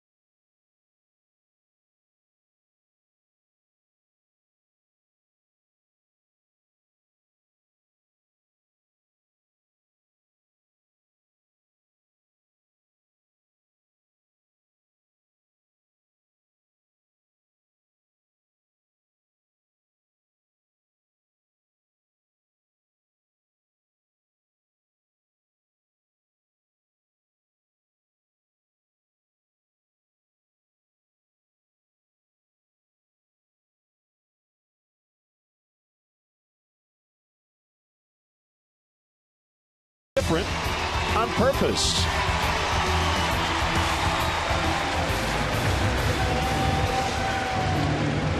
Young baseball fan enjoying 2 for the price of 2. He is focused. He's locked in.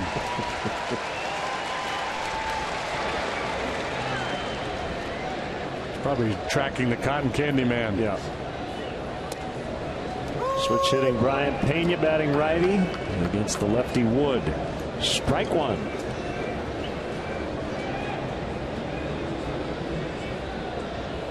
People are tweeting us. We were talking left-handed hitting Reds, not right-handed hitting Reds like Eric Davis and Barry Larkin.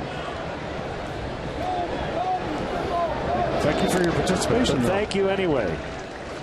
Maybe that'll be for later. Buy your tickets now through the Cubs special events page and show your support of the Chicago Fire Department. The Chicago Fire Department night is Thursday, August 20th. The Atlanta Braves are in town. Tickets will be in the terraced reserved outfield and include a special Cubs firefighter baseball cap. For details, visit Cubs.com/special events.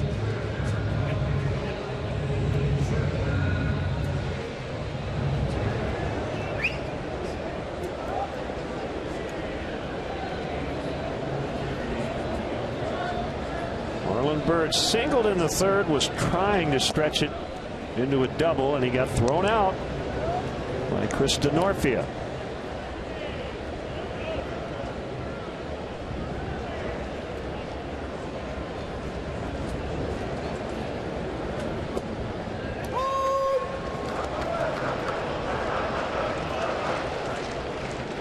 Back-to-back curveballs to start the sequence.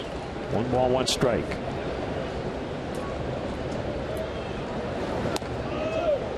Good try. Yep.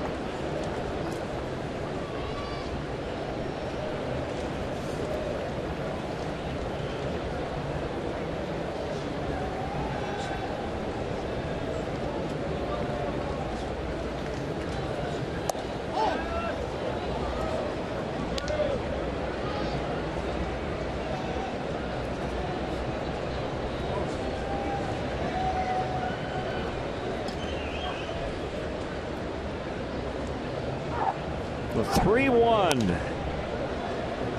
fills it up.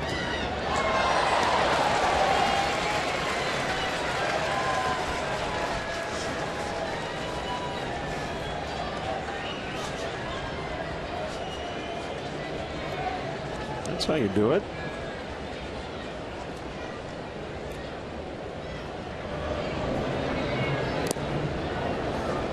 You play your guitar on the MTV? Now, I don't know if Travis Wood will ever return to the starting rotation, whether it be this year at some point in his career down the road. But the one thing this experience in the bullpen may prove to him is that he's got a decent heater and can trust it a little bit more than maybe he did in the past. Now, his velocity's been a little better since he's been working out of the pen.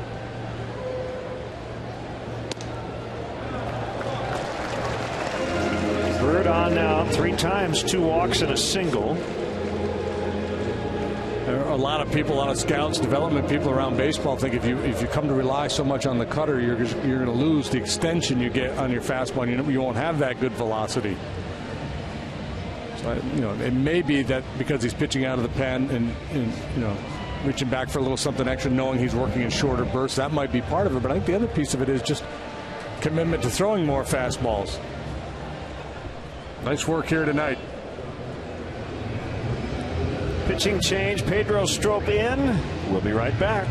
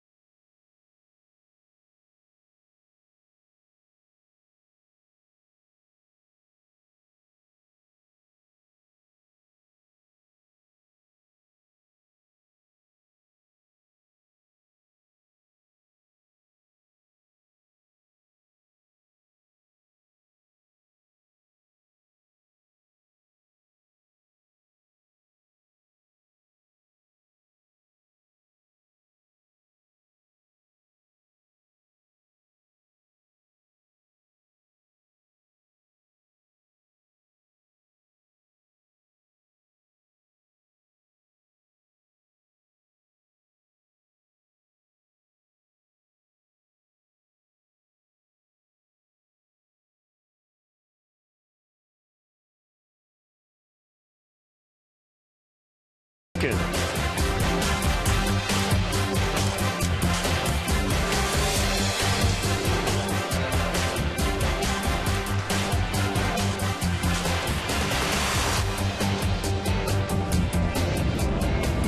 Joe fired up here as Pedro Strop came in. Strop has had his struggles here recently. Joe just trying to pump him up. 1 on, 1 out. Swing and a miss on a slider. That's Suarez.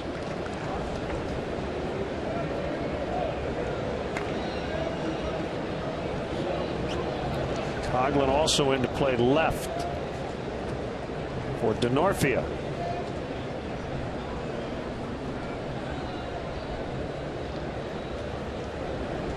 And he's in the 9 spot. Whoa. A little cross up or some funky action on that fastball.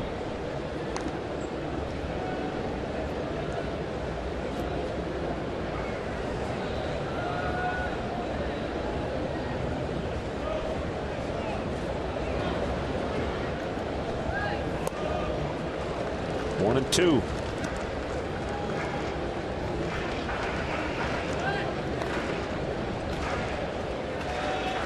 Zach Cozart done for the year, and he was off to a very good start with a devastating knee injury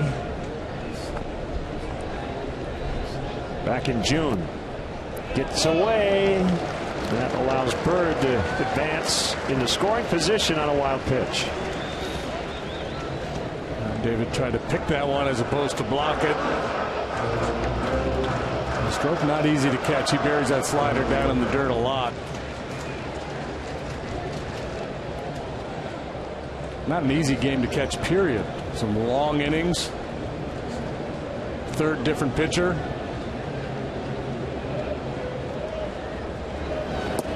Got him on a slider. 2 outs.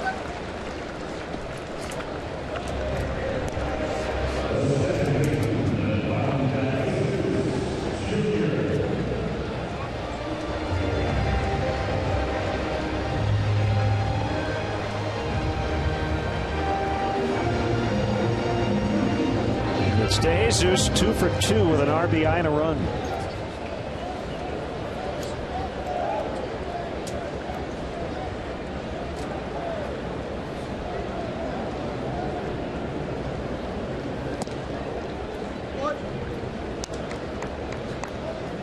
He's gone the other way both times, and they play him as an off-field hitter now. Soler more towards the line and shallow and right. Fowler cheating towards right center.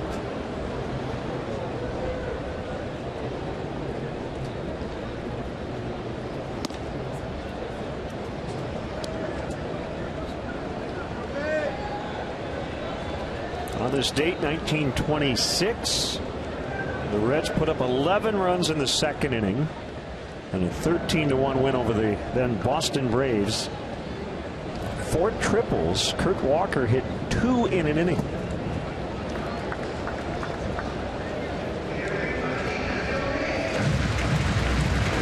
Doing a little pumping around on Baseball Reference earlier too, and these teams played a doubleheader at Wrigley back in '79, and the Reds won the opener 12-1 in that ball game. Cubs won the nightcap 8-4.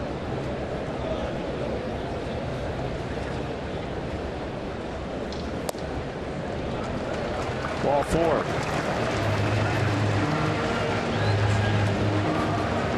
Second walk of the inning.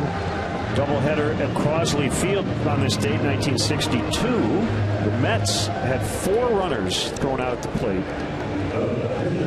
Reds won both those games. The Mets had a bad year their first year in the National League. They lost 120. Yeah, the Amazons weren't so amazing, were they?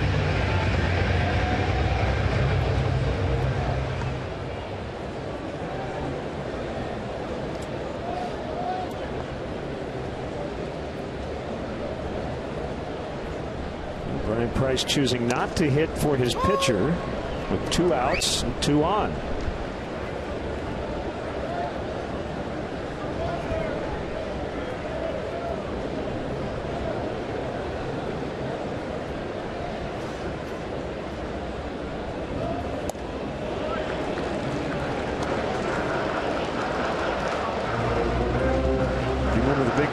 this date. Mets and Reds, 86. Is that Ray Knight? Yeah. Eric Davis? Yeah, third base. Mm-hmm. Yep. Strike 3 called, inning over. So a couple of walks, but no damage done.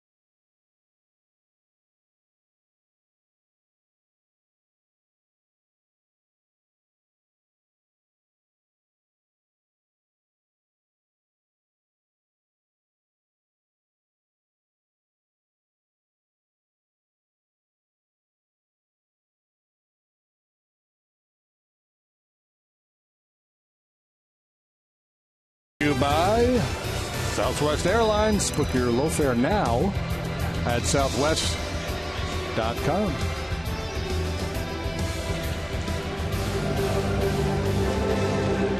Also on this date, July 22nd, the Reds beat the Cubs 9-1. First game of a 5-5, and actually the Cubs beat the Reds 5-4 in 13 innings. Game ended just after midnight. Right, we're going to have 3 conclusions here on the 22nd. Villarreal to Ross, 6th inning, 5-5.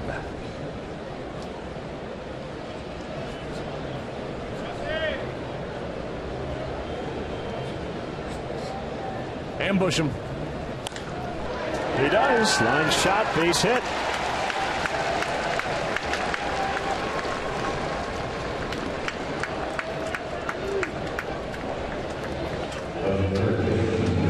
Real had calmed things down for the Reds after some grounding struggles. See if the Cubs can now get a little something going against the right-hander.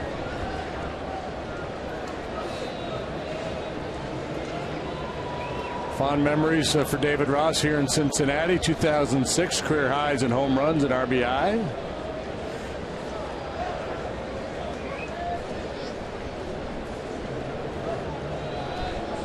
Bryant tied the game with a 2-run pinch hit single in the 3rd.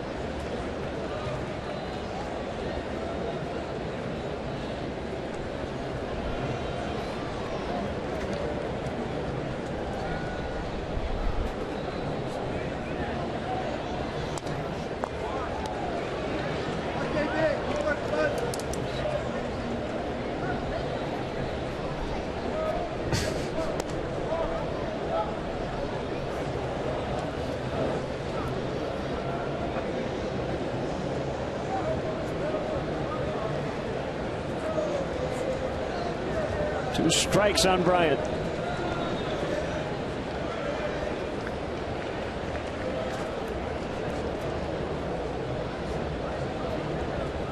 Really?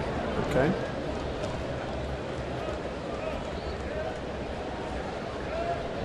Explain that one. I don't know.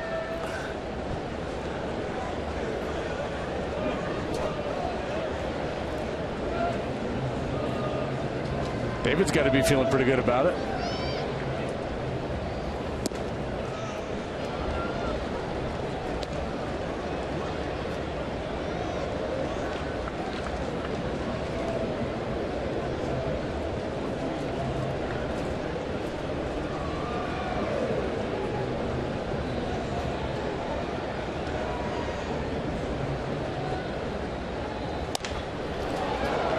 Not hit very hard. They're going to get one. That's it. I don't know Brandon Phillips, but pretty nifty there in the middle. And Jesus and Suarez teaming up to get David Ross. Now off the end of the bat with a little top spin on him. His second bounce gets into the midsection a little bit of DeJesus. There's a quick little shovel there to Suarez. It doesn't carry a lot of momentum into the bag as he tries to make the relay. Plus David Ross is bearing down on him. I think Joe's asking whether he got the base or not on the forced play at second, and wondering can he challenge that or not. Is this a neighborhood play, or is this a case of a guy just not finding the base on a force at second? Right. That's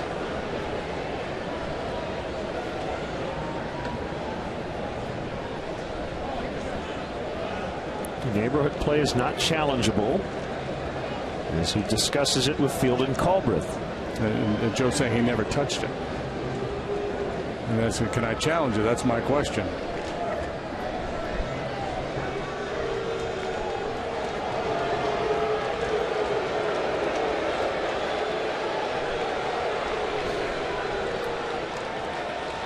Yeah, and there are two parts, whether he touched or not, but if it's the neighborhood play,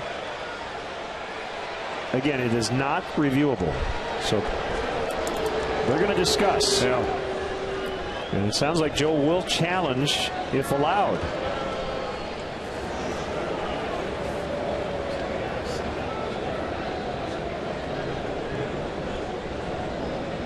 I think they're going to have to tighten this up this winter, right? This offseason, kind of come up with a. Well, they're going to. I think the best thing would be to allow a challenge, allow them to challenge it, whether the guy had the ball on the base or not. It sure looks like Culbreth is saying, I see what you're saying, but I've got that as a neighborhood play.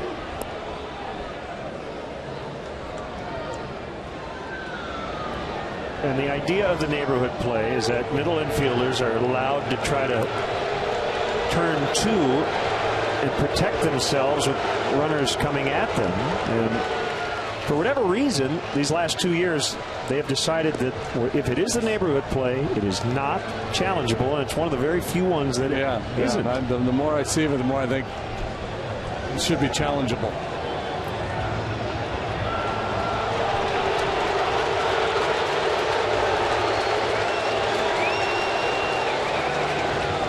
It sounds like I'll find out. He's going to. This might be a rules check under the hood. Yeah.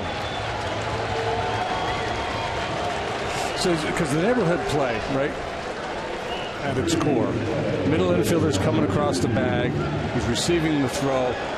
Usually, he's dragging his foot across the bag, and he's getting out of harm's way as he makes the throw. So sometimes the timing isn't perfect, and that's why they're saying, well, sometimes the guy has touched the bag, he's left the bag as he's receiving the throw. I think what Joe's arguing is here's a case where a guy just never touched the base. And was in an awkward position when he got the throw. The problem is that angle we can't see when he let go of the ball and if his foot drags.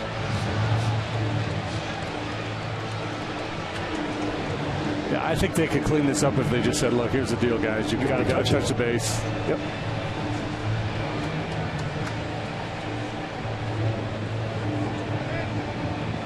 If it's the neighborhood play, Suarez did the right thing by making the throw and not just leading the ball. Bailing out. Kind of making it look like he was trying to turn two.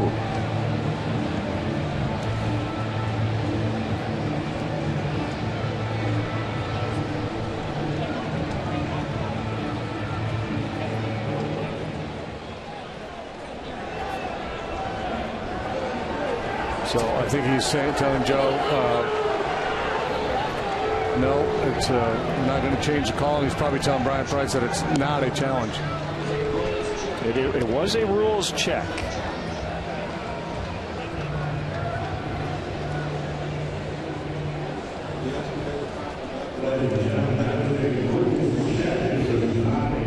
Yeah, so a rules check is not a manager's challenge.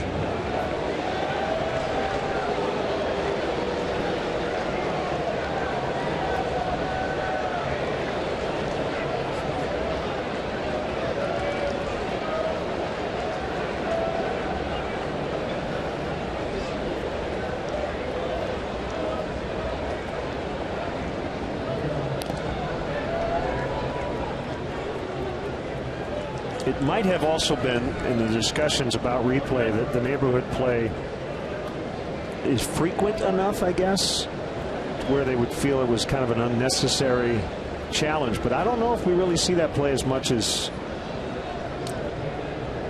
people think. Yeah, when it was first explained to me, I thought originally it was they only have so many cameras and they might not be able to get a clean shot or clean enough look at it. And then it was explained that it was a safety issue. If it's a safety issue, then how about the play at first base with a pitcher covering, or there's some awkward plays over there where you could argue about pitcher shouldn't, if he comes close to the base, he's okay, because if he has to step on the middle of the base and the guy's bearing down on him, there could be an injury. And you could just go on and on and on with all different kinds of silly examples like that.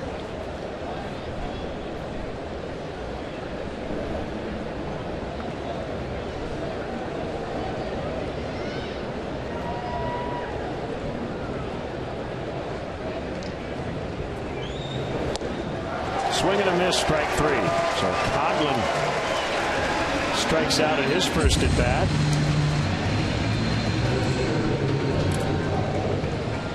And we'll bring up Fowler.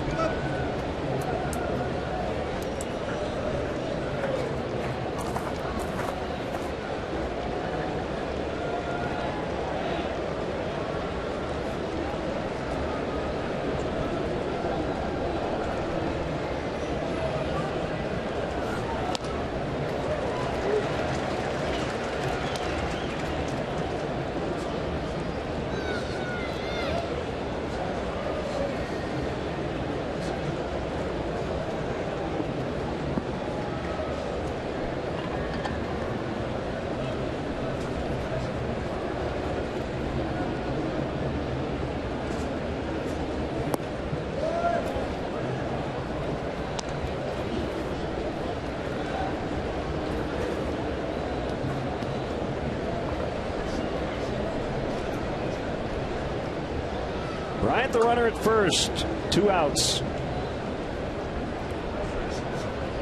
Get a little bigger lead.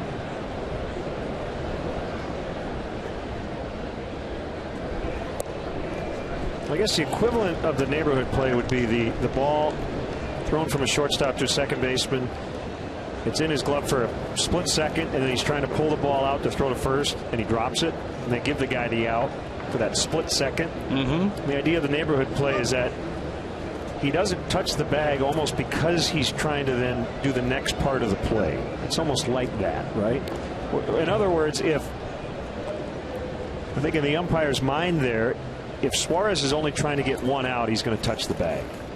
Yeah, my interpretation is that the neighborhood play is the guy's coming across the bag. At some point, he has to have his foot on the base as he's receiving the run. Maybe he goes and gets the ball and he abandons the base, catches the ball, and completes the double play.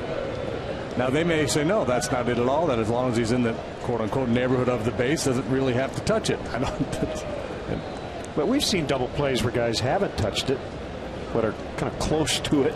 Yeah, but every time we look at one of those, they usually drag the toe across. At some point, they get it. Right. I have a feeling it will be revisited. At least by us. Hamilton makes the catch. Well, Joe may call the office too. 5-5 in the 6th.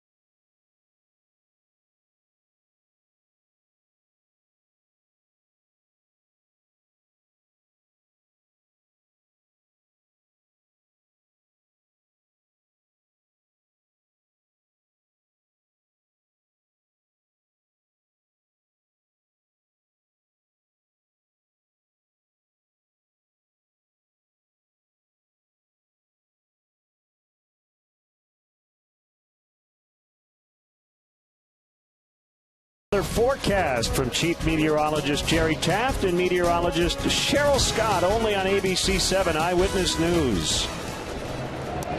So they did the rules check. And the determination was that it was a true throw, which I think means accurate. Neighborhood play, not reviewable.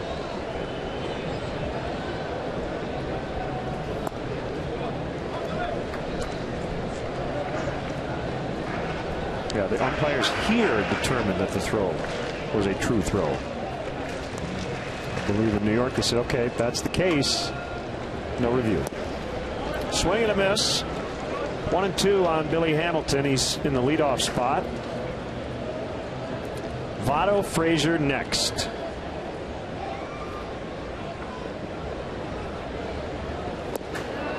He got him. 4 batters in. Strop has struck out 3 of them.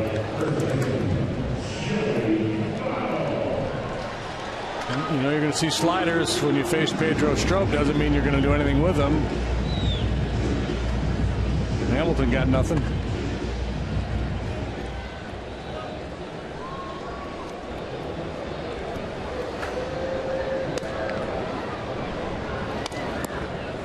Good slider.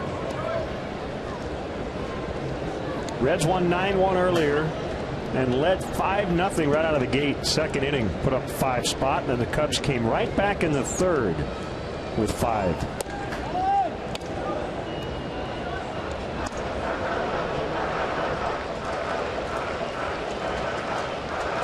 Dodgers beat the Braves 3-1.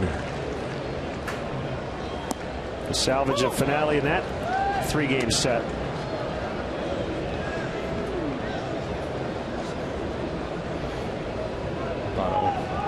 Claiming that that pitch was outside a bit.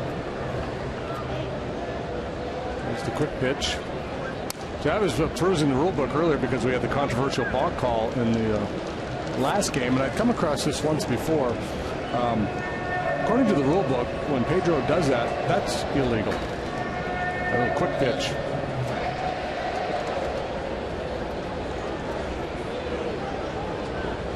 Or at least could be interpreted as illegal based on the letter of the law in the rule book.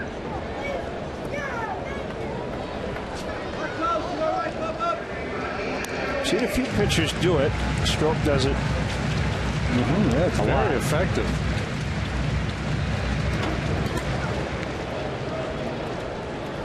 Carlos Villanueva will do it every now and then. Saw Lorenz in here the other night doing it. Lifted foul to left.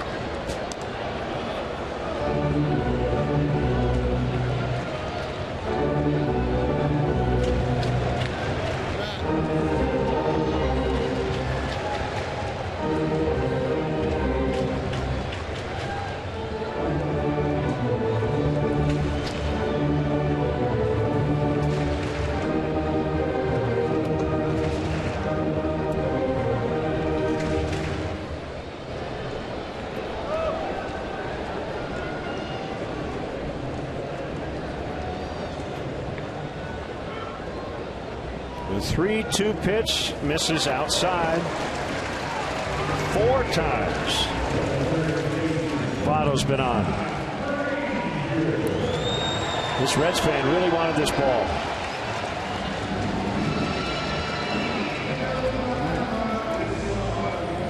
This guy's sneaking up from the backside.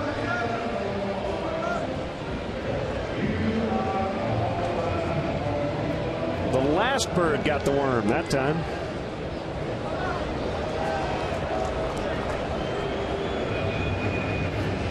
We'll bring Chris Bosio to the mound.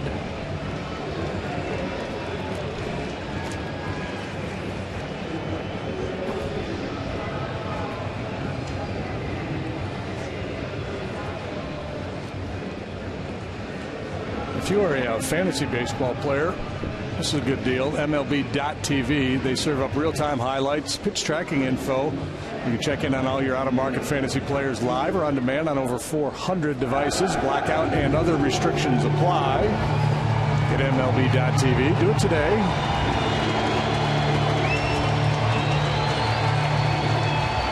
Votto aboard, 1 out. Todd Frazier retired on a nice running warning track grab by Fowler in the 4th.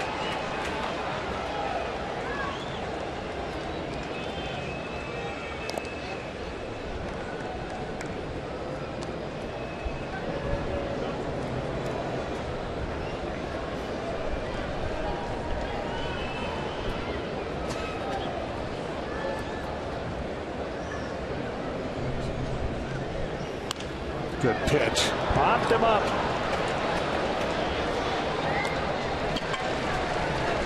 Frazier got a base hit off Strop the other night. A slider was down and away. He just leaned down and flipped it into left field. Didn't hit it hard, but we've seen that a lot from Frazier. It really covers the outside corner. He'll reach out and get off-speed pitches down and away. Put him in play and sometimes do significant damage. So you got to do your work in, especially when you got a lively arm like Strop. Hit him up with that 95-mile-an-hour heater in.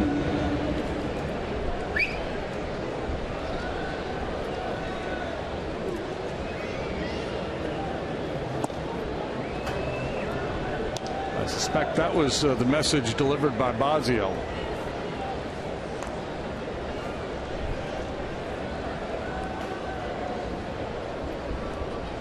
The 1-0 to Bruce. Strike. He's got a game-winning homer in this series. That was Monday night.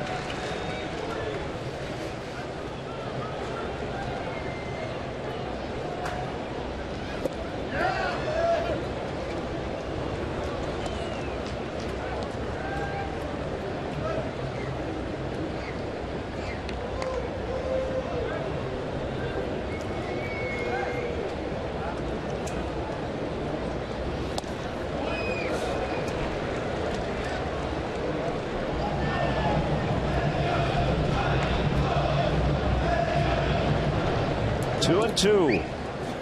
Each team with a 5-run inning, and then goose eggs everywhere else.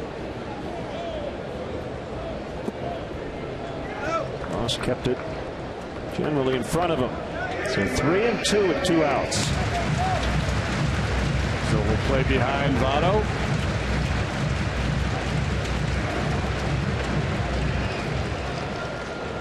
It's Pena on deck. Rizzo playing behind Votto. And he gets his legs stretched out as he'll be on the move.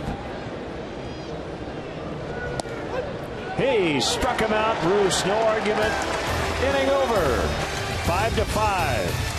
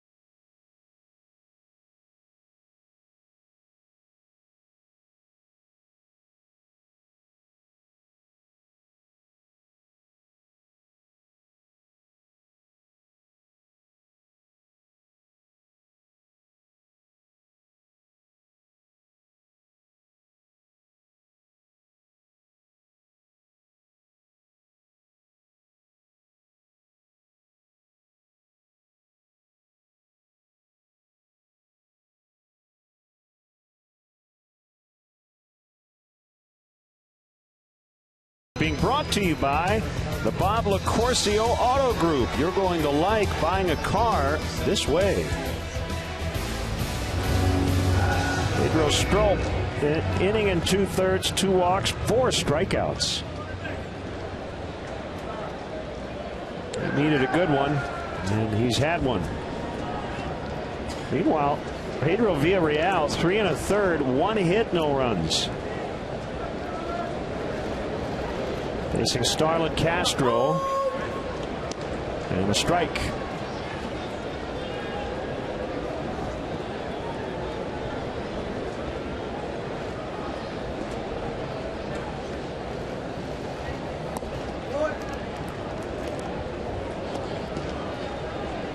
One and 1 the count on Starlin. He is batting second in the lineup. He's 1 for 3, RBI double and a run in the 5-run third. Strange game. Wacky. All that noise early and nothing since. Okay, pencils and papers ready. Here's the next scoreboard stumper for you. Okay, same question, only as it applies to the Cubs. 4 left-handed hitters for the Cubs since 1980 have had 30 home run seasons. Anthony Rizzo. You are correct, sir.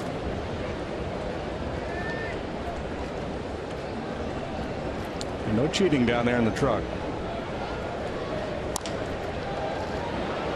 Charged by Frazier. Out is Castro. This copyrighted telecast is presented by authority of the Chicago Cubs. It may not be reproduced or retransmitted in any form, not even that form. And the accounts and descriptions of this game, sloppy as they may not be disseminated without the express written consent of the Chicago Cubs. Fred McGriff. You are correct, sir. Henry Rodriguez. You are correct, sir. That's how many? That's Tree.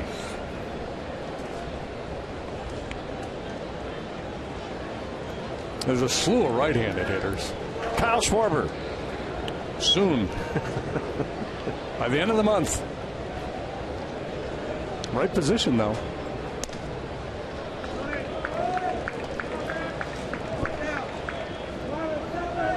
Rick Wilkins. Yes, that's good stuff. Deep Tracks. That's an album cut.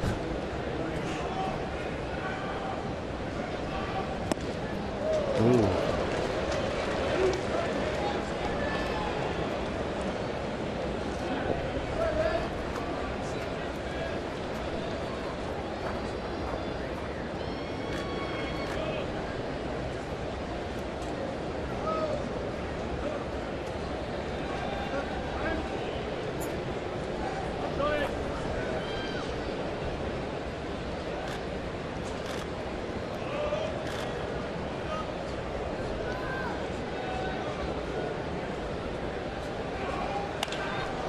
Down the line and right. Off the wall. He just missed a home run. He's got a double just below the yellow padding atop that fence in right field.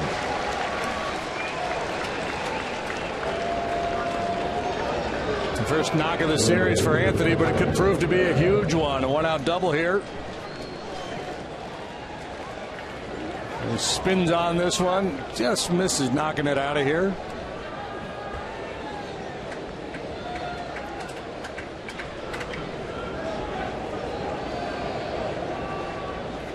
Hmm, 18 inches.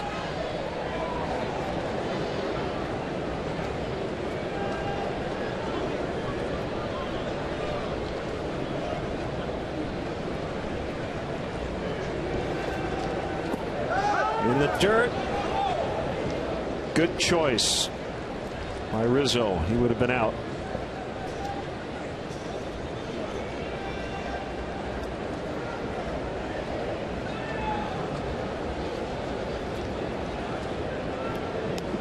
Ever be at the ready. Pena not real clean back there.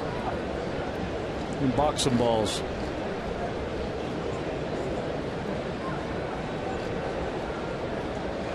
And you don't want to be too daring in this situation. Diving stop, Frazier up with it. Soler is out. Rizzo will take third with 2 outs in the inning.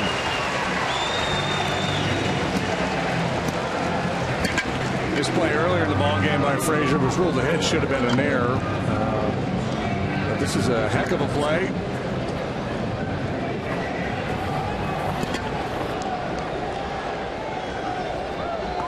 Anthony would not have scored had that gotten through because he had to wait to make sure. But a big out recorded by Frazier. Look at here. Jason Hamill for Strop.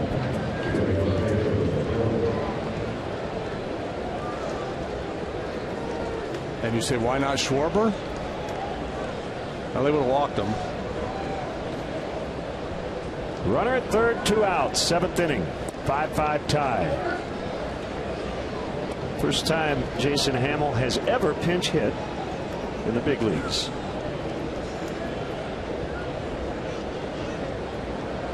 His final plate appearance last night, he walked and then was lifted for a pinch runner who became the next pitcher in the ballgame. Well, he makes contact, but he's going to be an easy out. Stretch time, 5-5.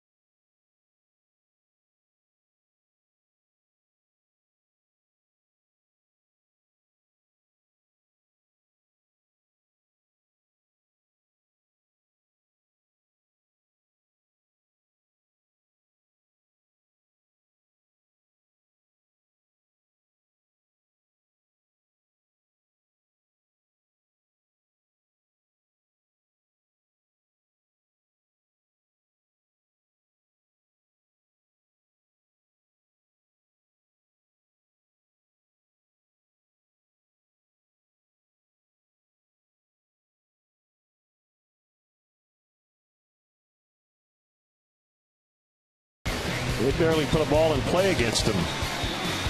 Yeah, bullpen's been rock solid. Travis Wood first, and then Pedro Strop getting it done. A couple of walks, 4 punch-outs. Got Bruce there to end the 6th with a good runner. High fives all the way around. It all started with a little pep talk from Joe Madden. Let's go, big fella, get after it. And he did. And now he passes the baton to Rafael Soriano, the veteran who just joined the Cubs. Pitched just the once, 207 saves in his major league career. Last of the 7th. Soriano to Pena. In the dirt. Happy 80th birthday, big Cub fan Harold Kenny. Watching and rooting on the Cubs tonight.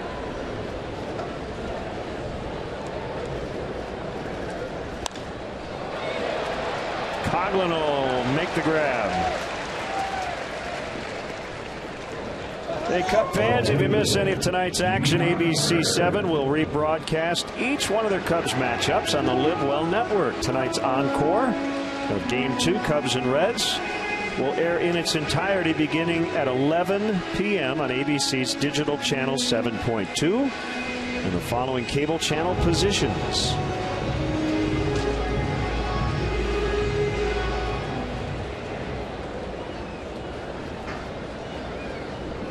And if Harold, you're watching the rebroadcast, happy belated. 1-0. I'm having fun with that. The rebroadcast. It's good.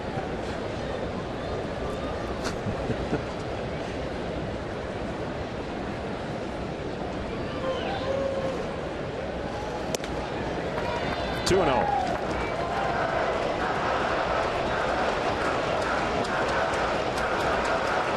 Soriano, kind of like Rafael Betancourt, Jonathan Papelbon. I'm sure a few others would come to mind. Short relievers who take a long time between pitches in no rush. 2-1.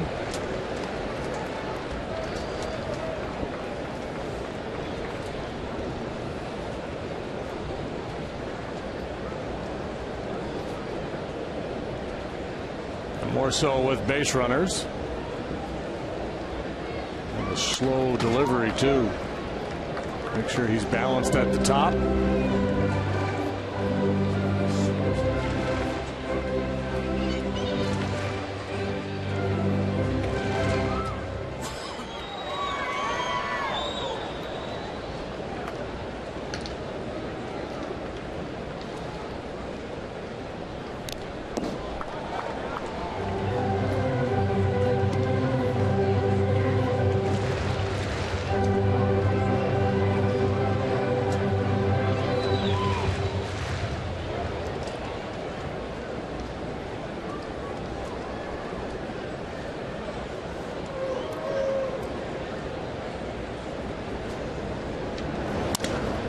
Broken bat liner into center.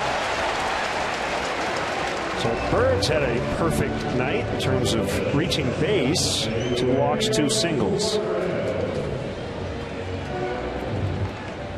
Here's our out-of-town scoreboard. It's brought to you by Dodge. We mentioned the Nationals came back late, beat the Mets 4-3.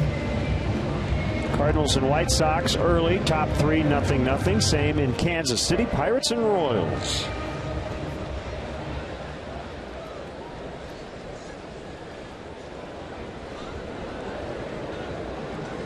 Soriano was an all-star pitching for Joe Madden in Tampa back in 2010.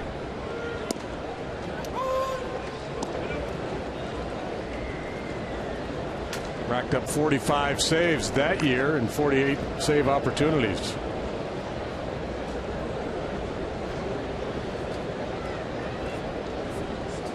Suarez takes outside. 1-1.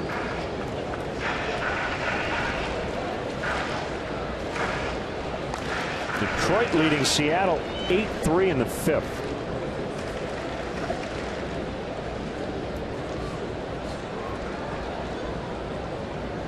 There's a grand slam in that game. Runner goes, swing and a miss, throw to second. Got it. Bird is out. Strong throw, quick tag by Addison Russell.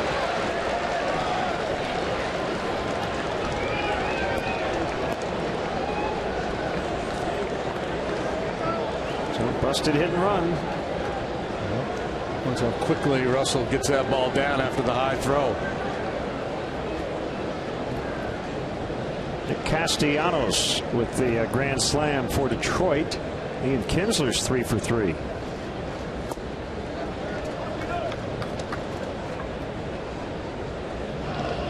Disappointing year for the Mariners. 43-51 going into play tonight. Just ahead of the A's for 4th in the West. It's full 3-2.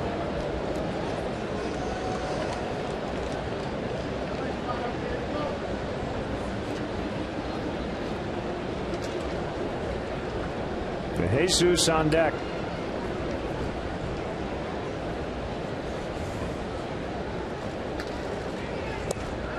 Inning over. Hit, no runs. Still tied as we go to the 8th.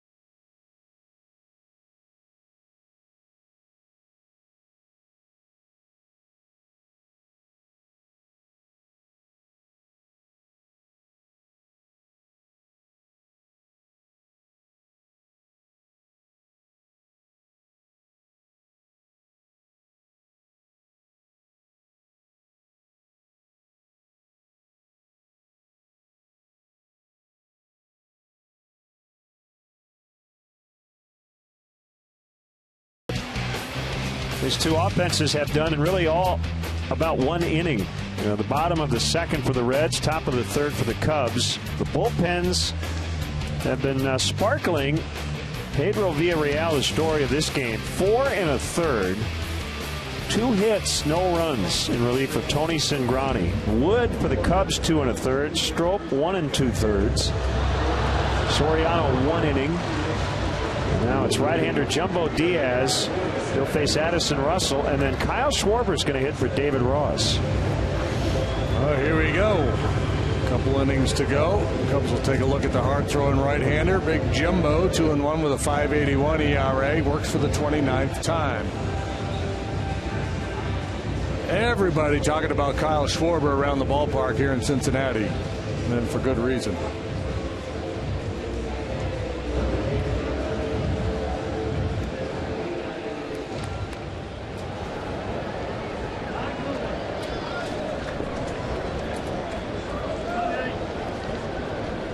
Here we go in the 8th.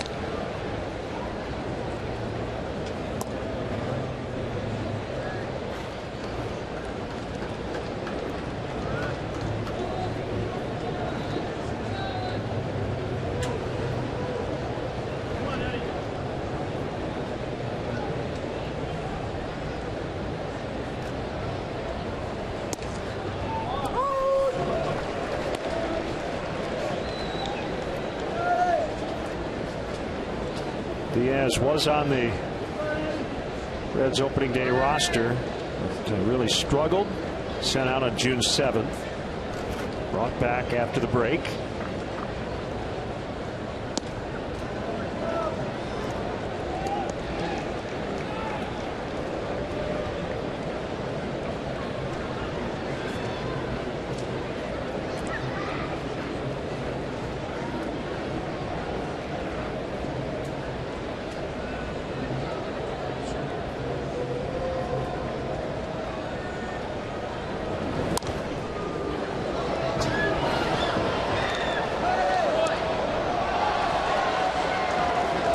Balls, 2 strikes.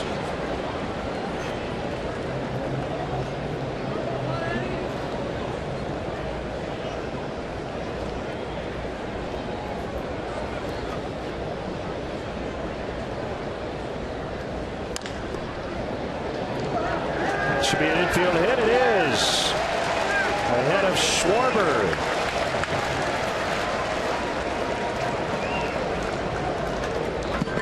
Schwarber bats for Ross. What a night he had last night. He had 4 hits, 2 home runs, triples shy of the cycle. 1 homer tied it. The other one won it. Had 11 total bases. Moose Morin in 1956 had 11. He was 30 years old then.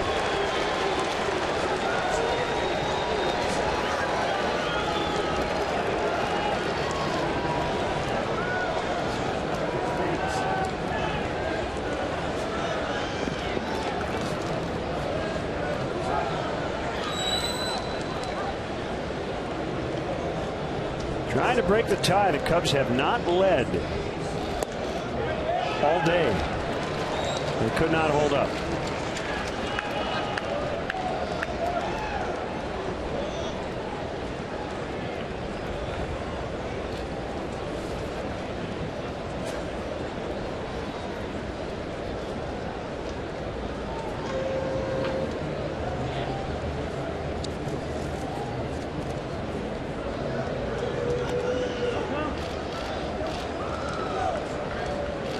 Kyle's third chance as a pinch hitter, 0 for 2 so far.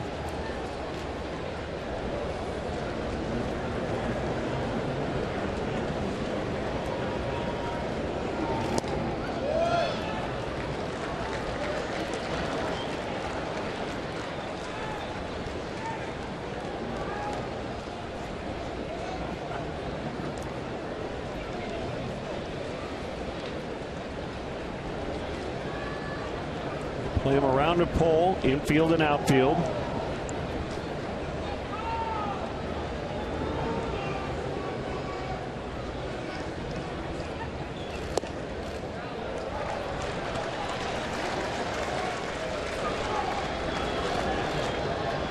See how aggressive Jumbo is going to be here. Obviously trying to stay away from Schwarber, who's very capable of going deep the other way here.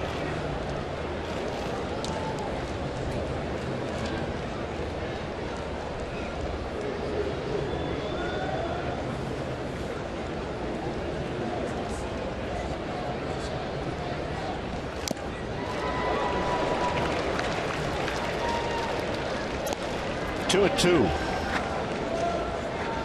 Those last two first-round picks before Ian Happ, of course. Back-to-back in the lineup right now. Schwarber, Bryant.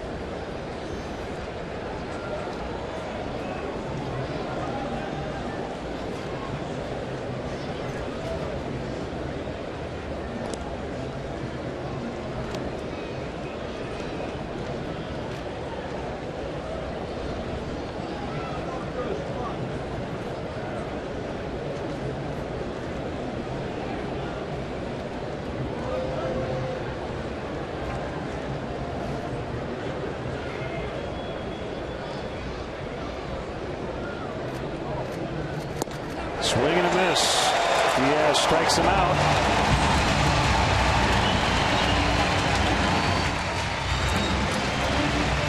Diaz animated after the strikeout. Got Kyle Schwarber's attention. Yeah. Schwarber staring at him as he heads back to the dugout. Mercedes drive of the game. Bryant off the bench in the third inning, a 2-run single. That made it 5-5.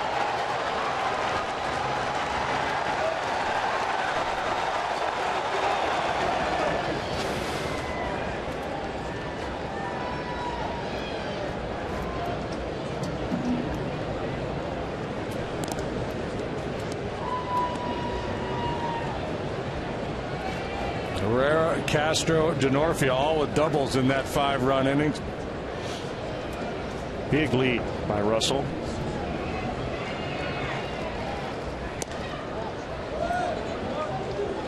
Yeah, lest you think Kyle Schwarber's intimidated by anybody.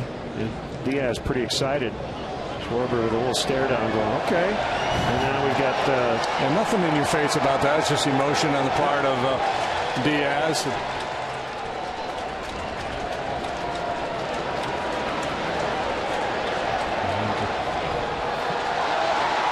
Taking his measure of Diaz to say, I got you. I'll get you sooner or later.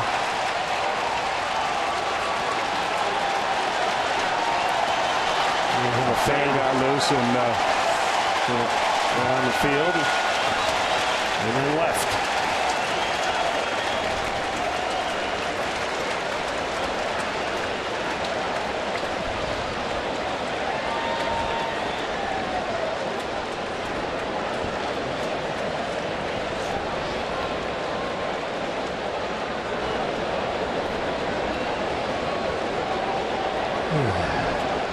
For security to get off the field, and then we can resume play.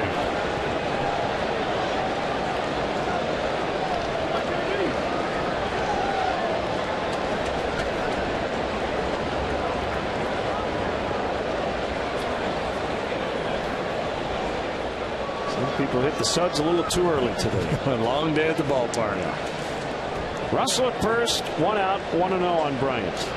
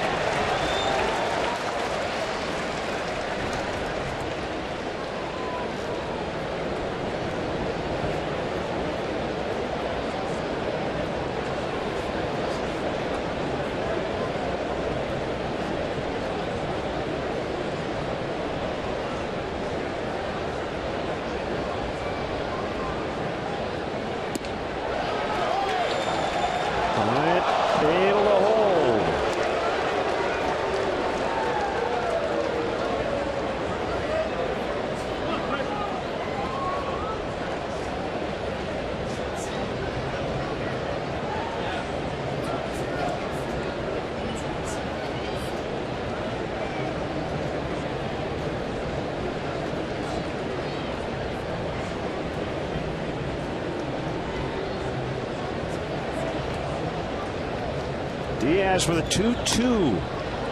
Frazier to second for one. That's all they'll get.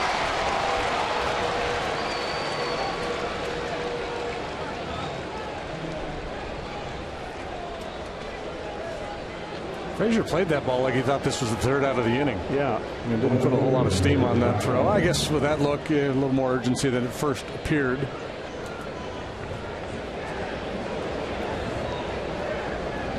Yankees lead Baltimore 4-2 in the sixth. A-Rod has homered for a career hit 3,024. So he just passed Lou Brock for 24th on the all-time hit list.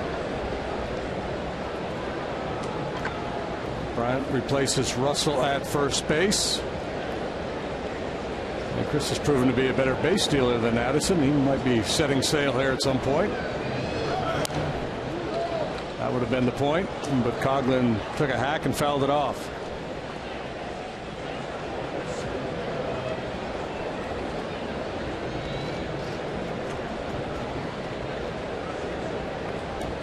Yeah, with pinch hitters and things, it's a little disoriented. You've got Russell, Schwarber, Bryant, Coughlin. A little different. Yeah, and I think that's why Joe decided to hit Schwarber there for Ross, because didn't have typical weak hitters coming up. Thought he could get something done here in the eighth, and he's probably going to get Chapman in the ninth. So this is go time. The modern running game, most managers, they give guys green light. They encourage them to run in certain situations. You don't often see, at least the guys I talk to, we're running on this pitch, and I want you, the hitter, to take the pitch to let the guy steal. So you see a lot of potential stolen bases disappear as the ball is fouled off. Now there are hitters who are kind of savvy and wise to the idea, and they'll take a pitch or two to let a guy try to steal a base.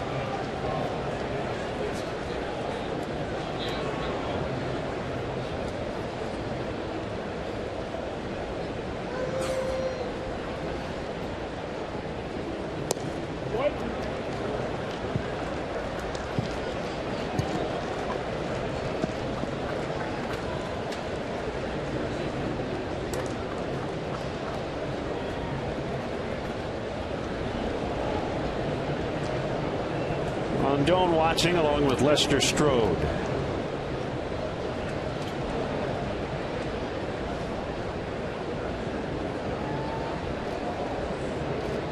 Bryant runs. Strike called. Throw to second. Safe. On a close play, Bryant is in. Meantime, 3-2 on Coughlin.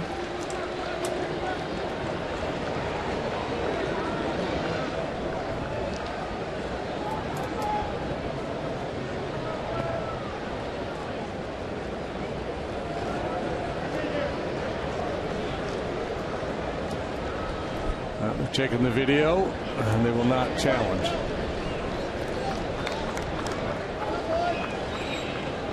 It's the go-ahead run right there. Chris Bryant, second base. 3-2 to Coughlin.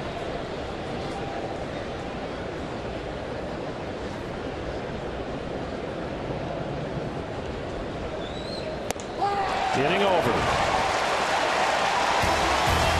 Still 5-5.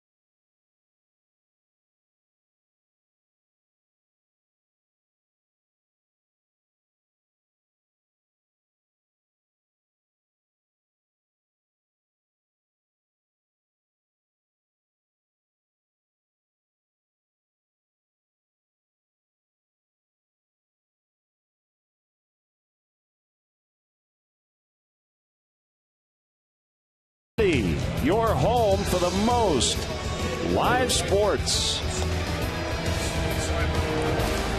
Great night here in Southern Ohio. And a 5-5 tie. The Cubs trying to get a split in the doubleheader and in the series.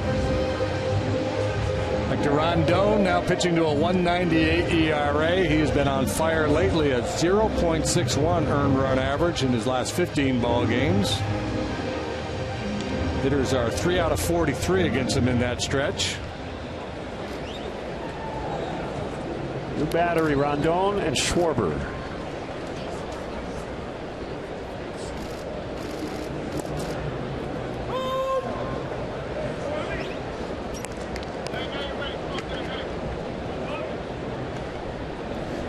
One strike on De Jesus.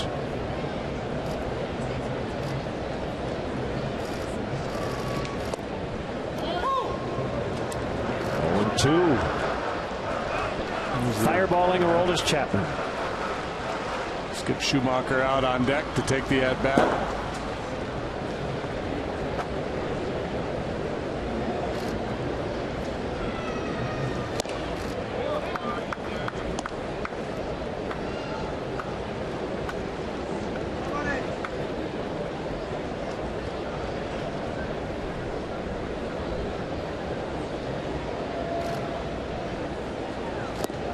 Swing and a miss, strike 3.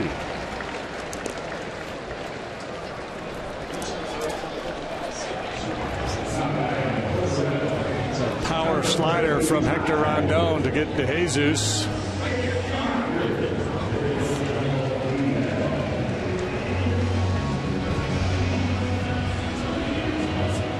Skip Schumacher for Diaz. Schumacher leads the major leagues with 11 pinch hits.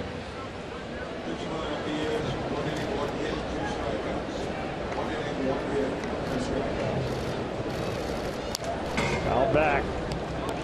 Hector threw 2 innings of the ball game last night, allowed a couple of hits, no runs, struck out 2 through 30 pitches.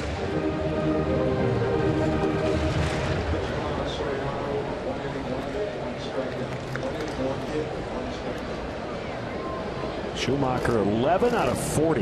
This is the 44th pinch hit plate appearance.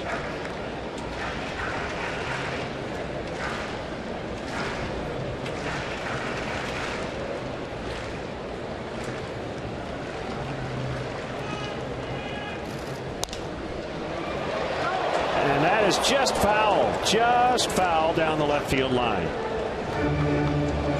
If you're going to make a living as a pinch hitter in the game these days, you got to have a quick bat. I mean, all these guys come out of the bullpen throwing 97, 98 miles an hour, so you got to keep it pretty simple. Short stroke, try to hit the ball on a line. That's the approach that Schumacher has taken for a long time now.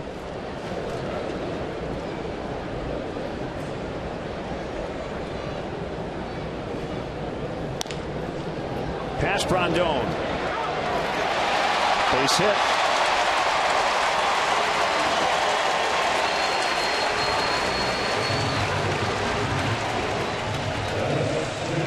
Difficult to make that play with the bare hand, but I don't know that he had an option.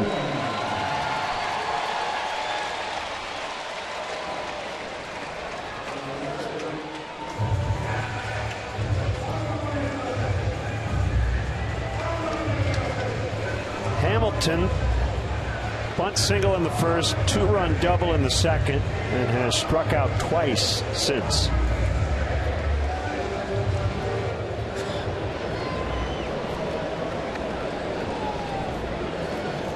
Tie ball game, and it's late. We're in the 8th. Bryant way in at third. Popped up the bunt attempt. Schwarber can't get there. Behind the plate.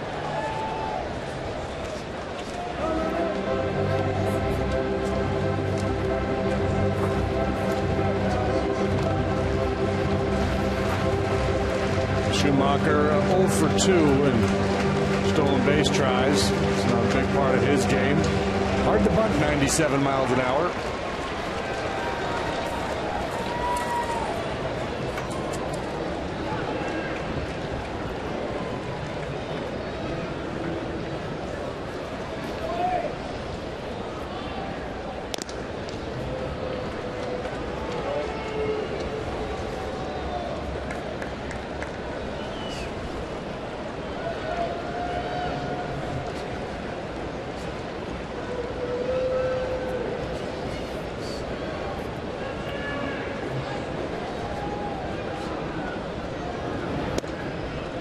1-1.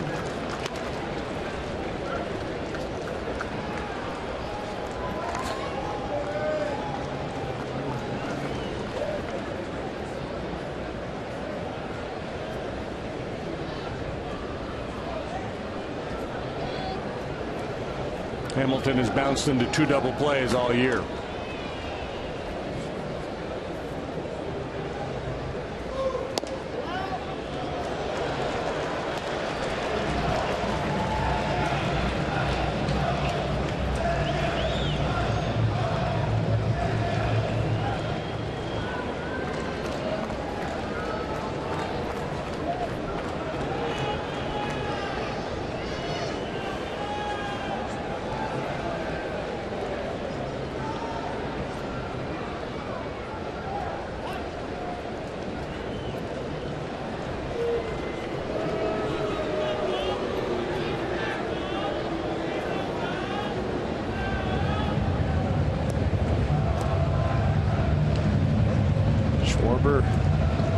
Earning more playing time with his offensive prowess and earning accolades inside the clubhouse. His work back of the plate. Yep, a work in progress, but learning on the fly.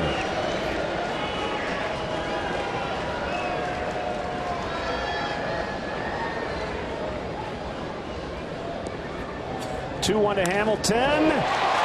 Into right center, Schumacher on his way to third. Hamilton trying for 2. He's in. Trouble here in the 8th.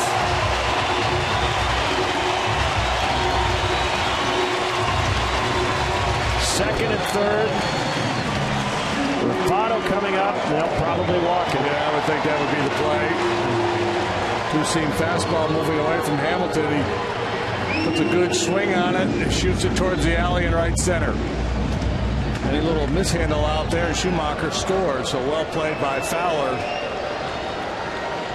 So the bad news is obvious. The bases will be loaded with 1 out and a 5-5 tie late. If there's a silver lining here, and it's not that Todd Frazier's coming up, the 2-time All-Star, it's that Todd Frazier's not had a good game offensively. He's 0 for 4, and he has left, man, I want to say 2, 5, 6, 7 guys on base in his 4 bats. Yeah, he's made weak contact 3 of the 4 times up. Pop-ups. And then did drive 1 ball deep to center field out towards the Reds bullpen that Dexter Fowler ran down.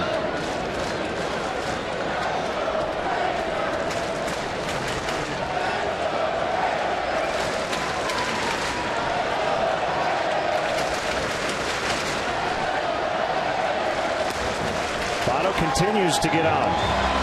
All 5 times. Here's Joe. Strategy session with Frazier coming up.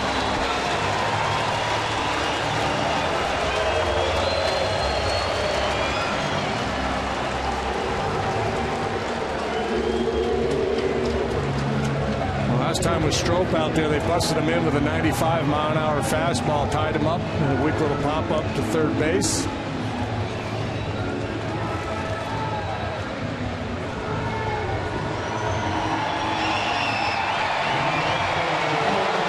Inning started with that little chopper by Schumacher.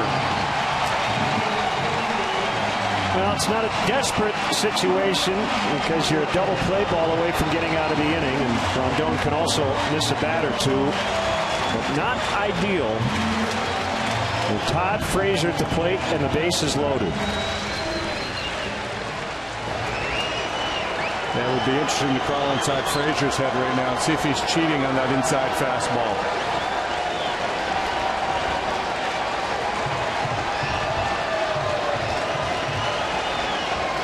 Double play depth all around. Bases loaded, 1 out. Ball 1.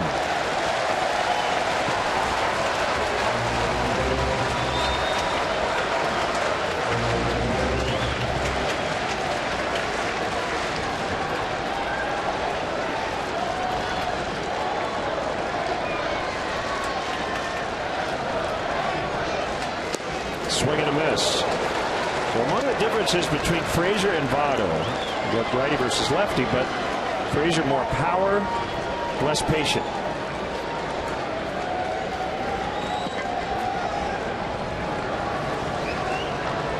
I would be inclined to shorten Jorge Soler up in right field. And he's really deep. 2-1. And if he gets a little weak contact off the end of the bat, I would hate to see that be the swing that beats you. You got Chapman warming up there for the ninth.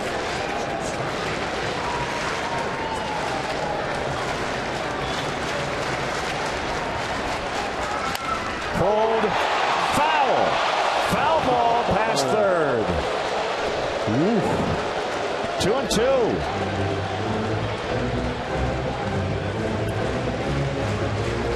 Adam Hammery made the call. Pretty good look. Time Frazier did get the barrel out in front. It was foul.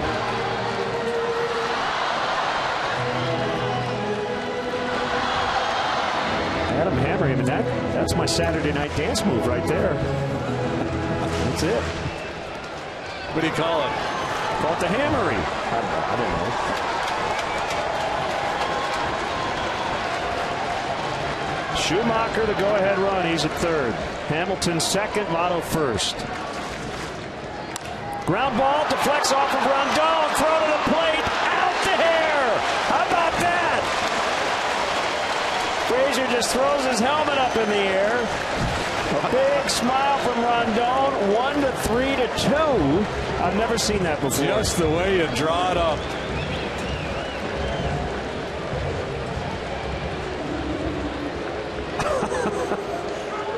Well, one of the themes for the Cubs this year has been magic after Joe brought the magician into the clubhouse in New York. There's a little magic going on right there. The other question is, could this have been a double play? It might have been had it not hit Rondon. It, I think, takes Russell right to the bag.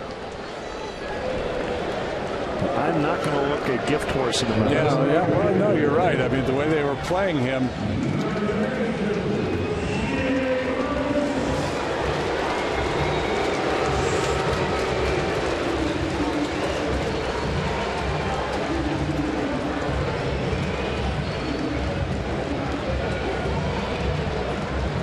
Scoring that at home, it's booty to first base to home.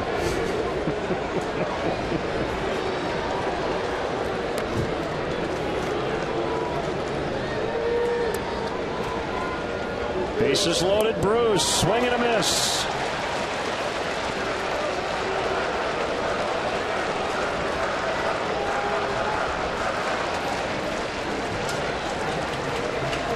Not out of it yet. Schwarber's got to be really good here. You got Hamilton at third. Anything in the dirt, he's probably going to try to score. Popped him up. Shallow left. Coughlin underneath. That's it. The Reds done in the eighth. He got out of it. 5-5.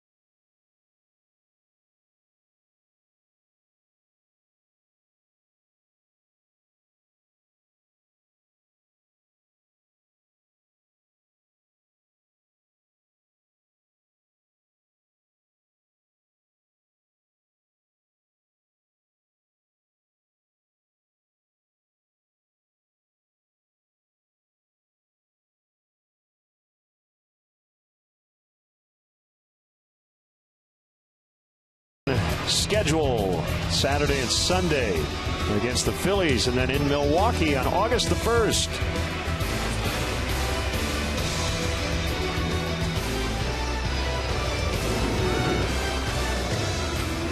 Here's Aroldis Chapman. Picked up save number 19 here Monday night, and we were surprised to see him come into that ball game because he had pitched the day before against Cleveland and threw 44 pitches in 2 innings, but he had not pitched in a good while since then, well, except for the All-Star game. But 19 out of 20 now is Chapman in terms of saves. He's got a 1.56 ERA. A ton of strikeouts, as you would expect. And what did he get? 101? Did he get to 102 with the fastball the other night? We thought, well, maybe after that long outing the day before, he won't have his best stuff. And I think he started at 99 and humped a few up there, better than 100. 98 to Fowler, low. Nice job, Hector Rondon, to get out of it.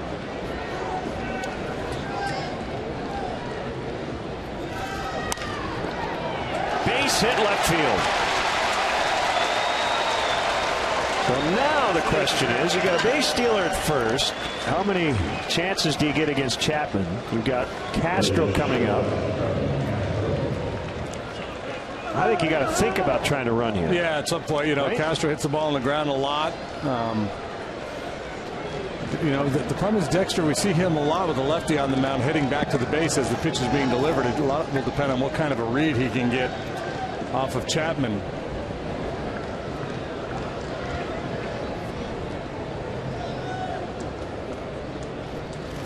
And he's going back to the bag there. And frankly, I don't know what kind of a move Chapman has because I haven't seen him pitch with men on base very often. There have been 4 steals against him or with him on the mound this year, and nobody's been caught. But to your point, yeah, I think at some point, you know, the idea that you're going to string a bunch of hits together against him is fairly remote. So why not gamble a little bit? Just get a halfway decent lead and go on first move.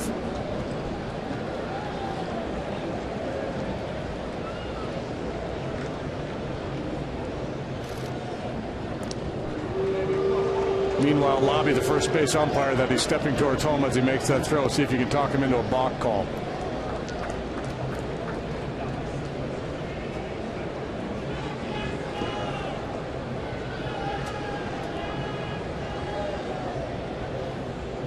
Again, first move was back.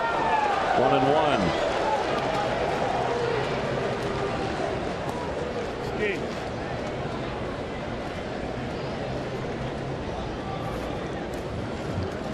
One thing Fowler's presence on first base may do is and this is kind of ironic to say, buy Castro more fastballs. You think, well, why do you want fastballs against a guy that throws 103 miles an hour?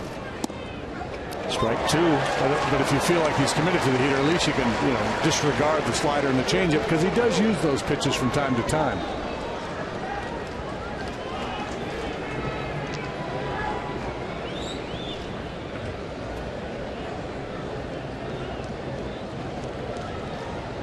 Gets a sign from Pena. Fly ball, long run, Bruce. Lands foul.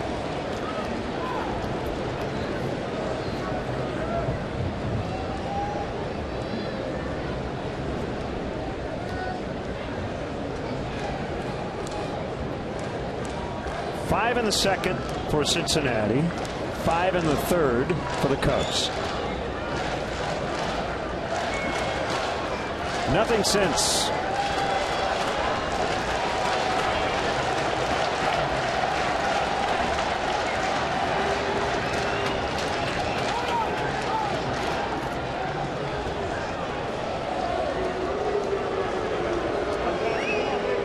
Gonzalez very emphatic, and I think you have to be when Chapman's pitching on that late time call. You don't want the 101 come buzzing up there with somebody not paying attention.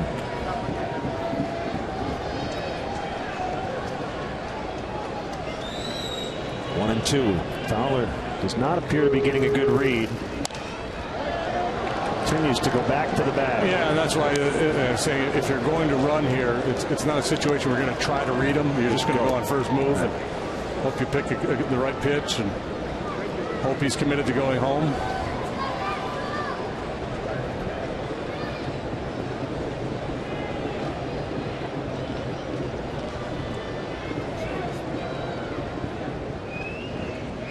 There he goes.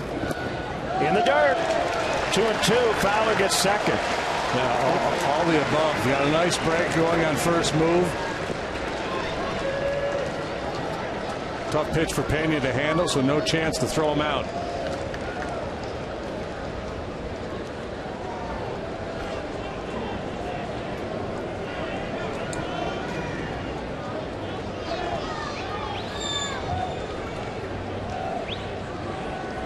A chance here.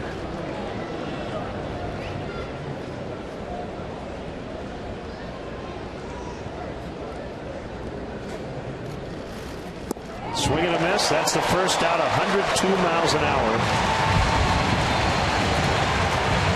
to get Castro.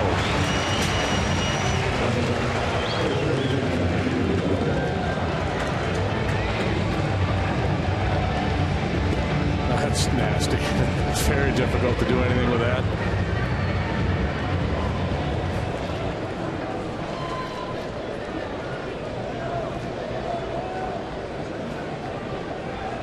Unconventional to think about stealing third with a left-handed hitter in the box, but I wouldn't rule it out.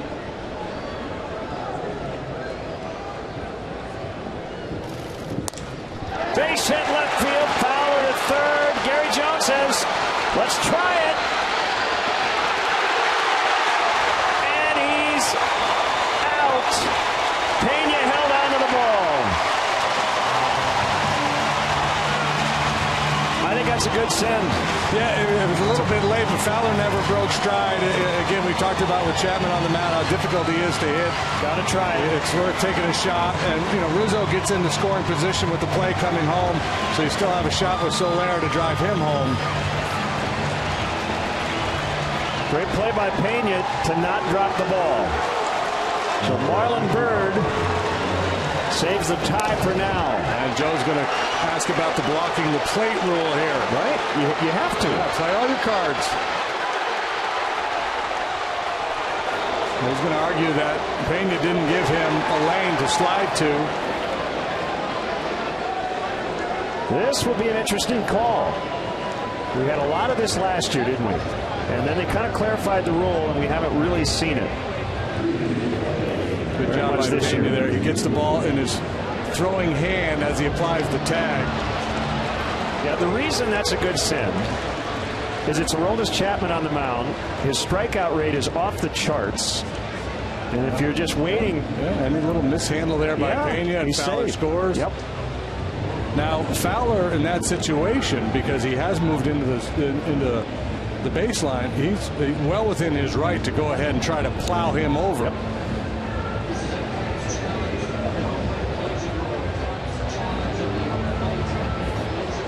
This is all about where Pena was without the ball. And really where Fowler was, too. Right. As Fowler's nearing home plate, does he have a lane?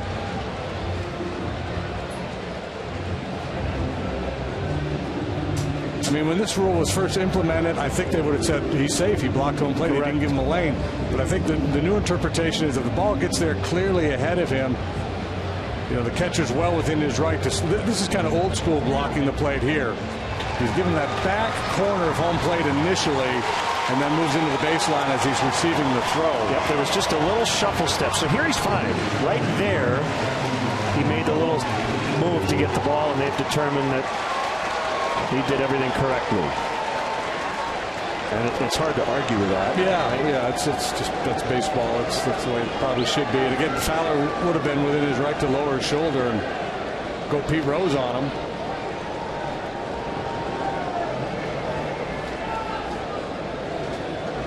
Now it's interesting. I don't know if we can get one last look as they're going to walk Soler intentionally. The ball ended up in his bare hand. Pretty sure he tagged him with both. Yeah, he had the bare hand in the glove, and that's why catchers are taught. Okay, so secure the ball, two hands. Here, boom, there's the tag, and then the ball's in the bare hand. Yep, he got it right.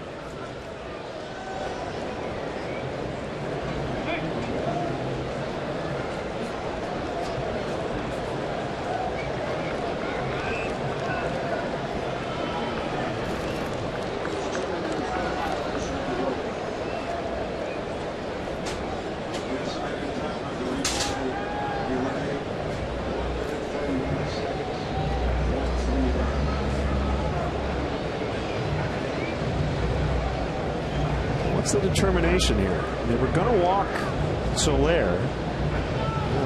Instead, Price coming out. Did Chapman kind of indicate, I don't want to walk him? I do not know. It's a good question.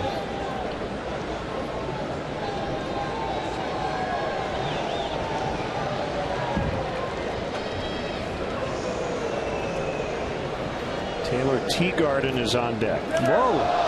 Ooh, his right. Maybe that's why Chapman didn't want to throw the intentional walk.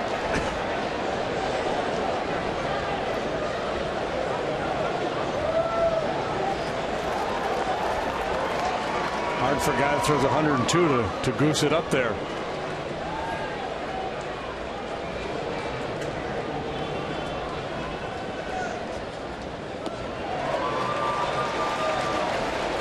This is not a Pena sliding to his right. This is to the side and back. Yeah, and apparently this is a little bit of an issue for Chapman because the fans are applauding with every one he accurately gets there.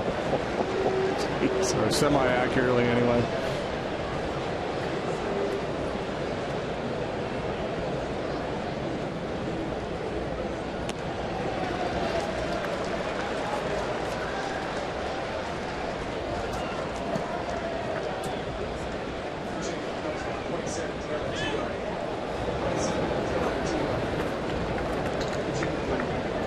He'll give Bird credit for a throw that ended up in a pretty good spot. Pena made an even better play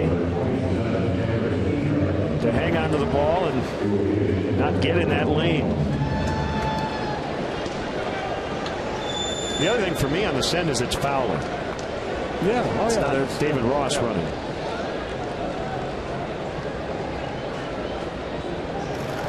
Rizzo takes off for third. Why not? They're going to give it to you.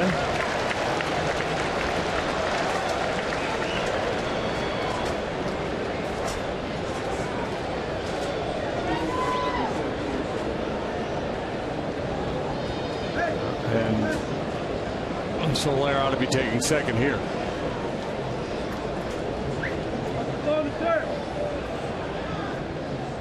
And he will, and a base hit. The Cubs lead. Rizzo scores. Taylor Teagarden makes it 6-5. Man, how good does that feel for Taylor Teagarden? Last man off the bench here today. He's had a couple ugly at-bats lately. He gets in there, gets the hardest thrower in the league, and delivers.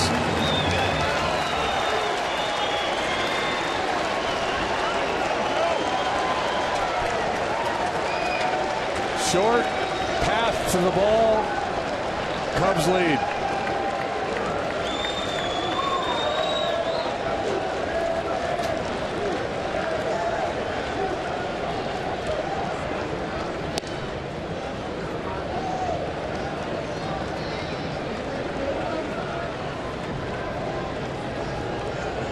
They were down 5-0 at one point.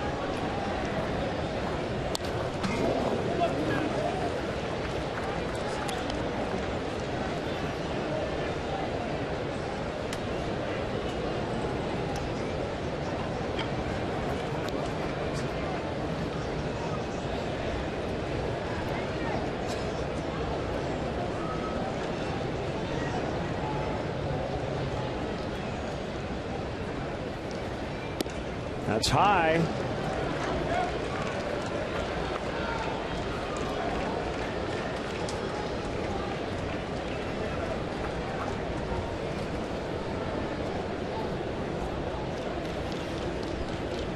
get thumped in the first game, down 5 after 2 in this game. You feel like you're dead in the water.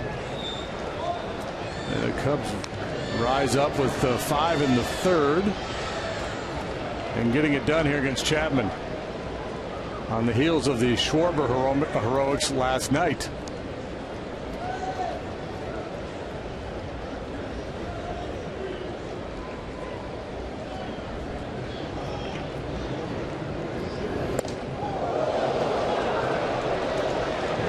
Miles an hour turned him around. 3-2.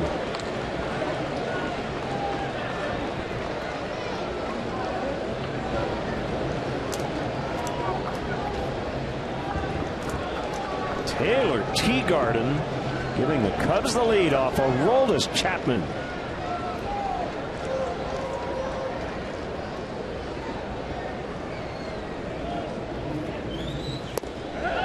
Ball 4. They're loaded.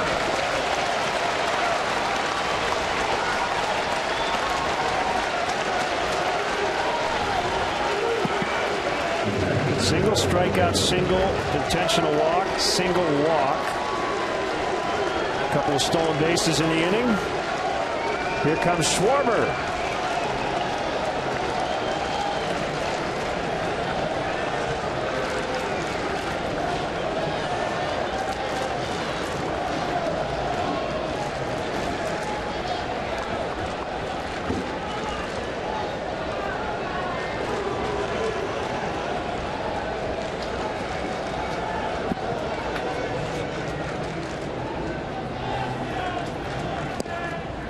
In there for a strike.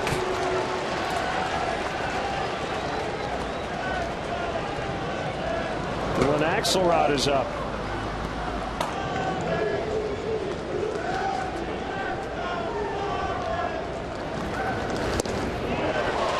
0-2.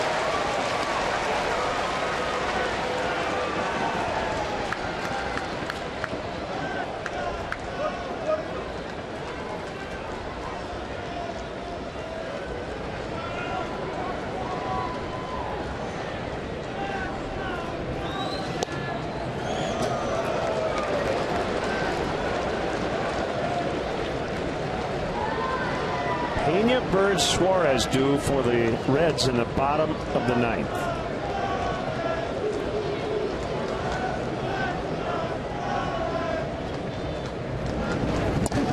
Swing and a miss, and the inning is over, but they grab the lead.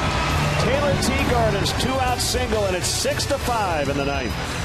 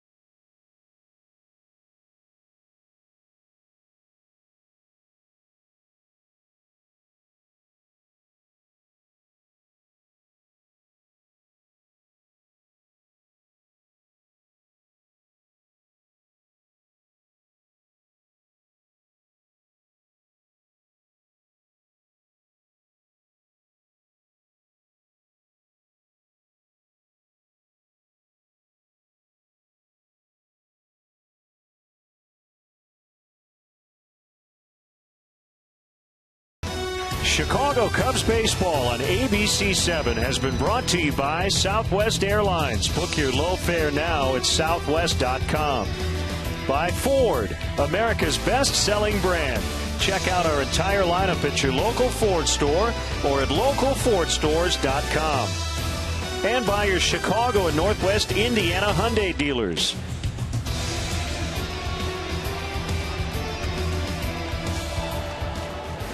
Teagarden stays in to catch. He's the third Cub catcher in this game. And think about the turn of events. The Reds had a golden opportunity in the 8th.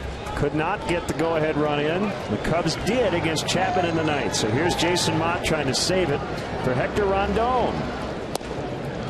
Strike one on Brian Pena. Cheese at the knees to get started. Mott the winner in the ball game last night. 2 scoreless innings.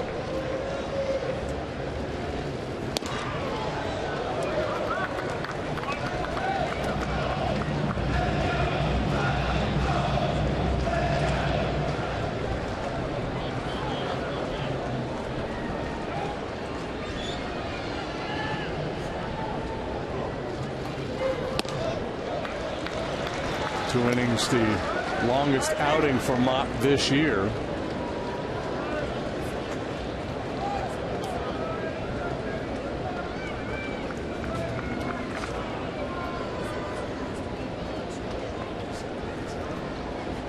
Ready for a 2-1. 3-1. The way the series has gone, it just doesn't feel like it's going to be easy, does it? No.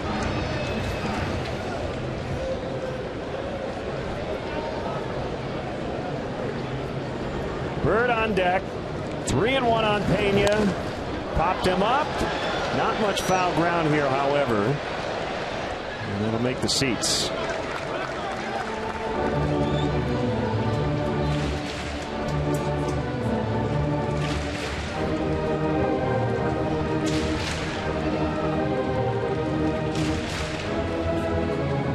Cubs overcame an early 5-0 deficit.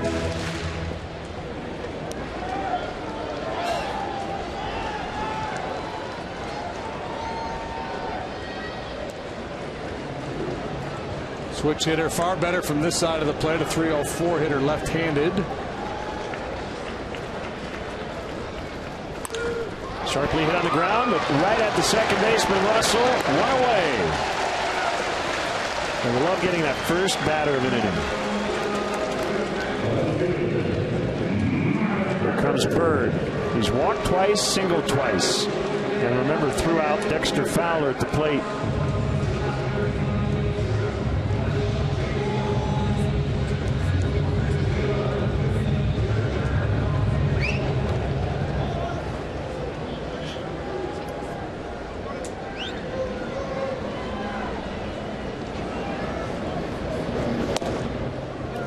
You could very easily say the Reds were in position to sweep this entire 4-game series. But Kyle Schwarber with the game-tying homer last night in the 9th, game-winning homer in the 13th, and then the big comeback here in Game 2 of this doubleheader.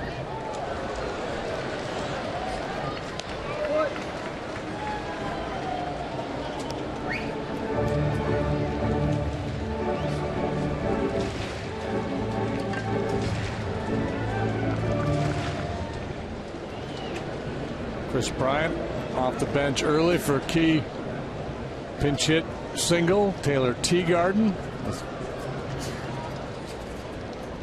could prove to be the game winner. Swing and a miss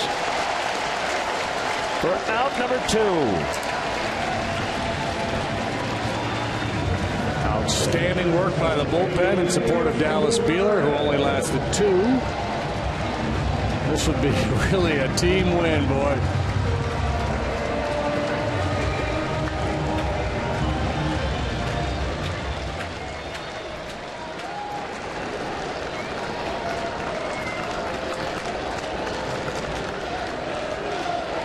Pitch to Suarez. Strike called. He has struck out his last 3 trips to the plate.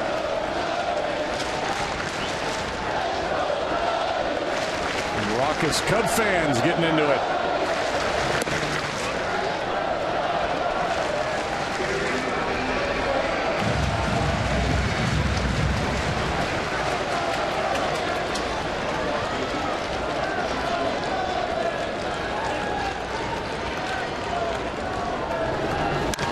Base hit. Reds still alive.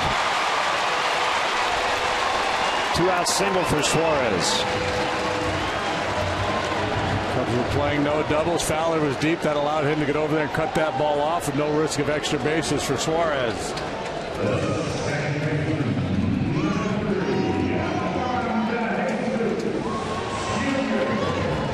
This is where you're glad that Billy Hamilton was in the starting lineup and not available to pinch run.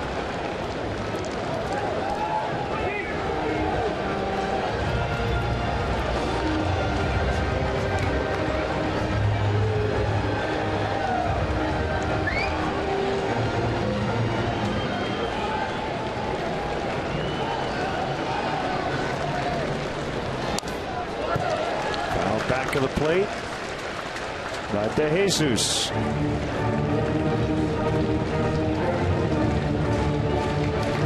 Brandon Phillips now walks into the on-deck circle.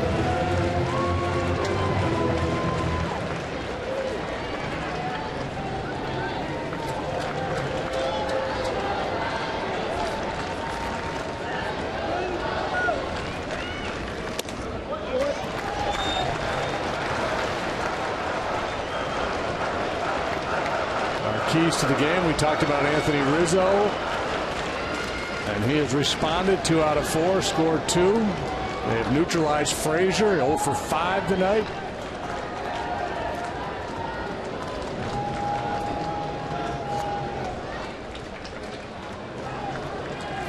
Not so much Votto. That was the other guy we talked about. He's been on base 5 times.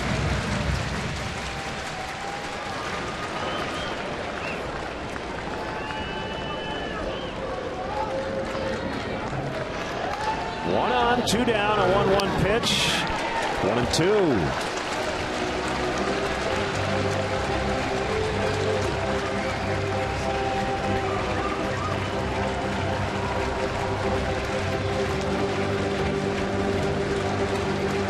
Yeah, it's only 1 game in July. It feels like there's a lot riding on this one. You hang on here, you go 4-3 on the trip. Salvage a 2-2 split here. The pitch to DeJesus, fouled, still 1-2. And ho hum, just another 1-run game for the Cubs. They've played more than anybody in baseball.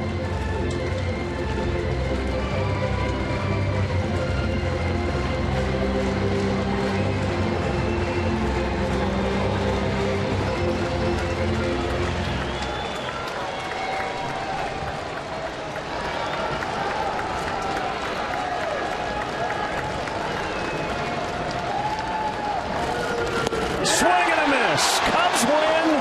Cubs win. Cubs win. What a comeback.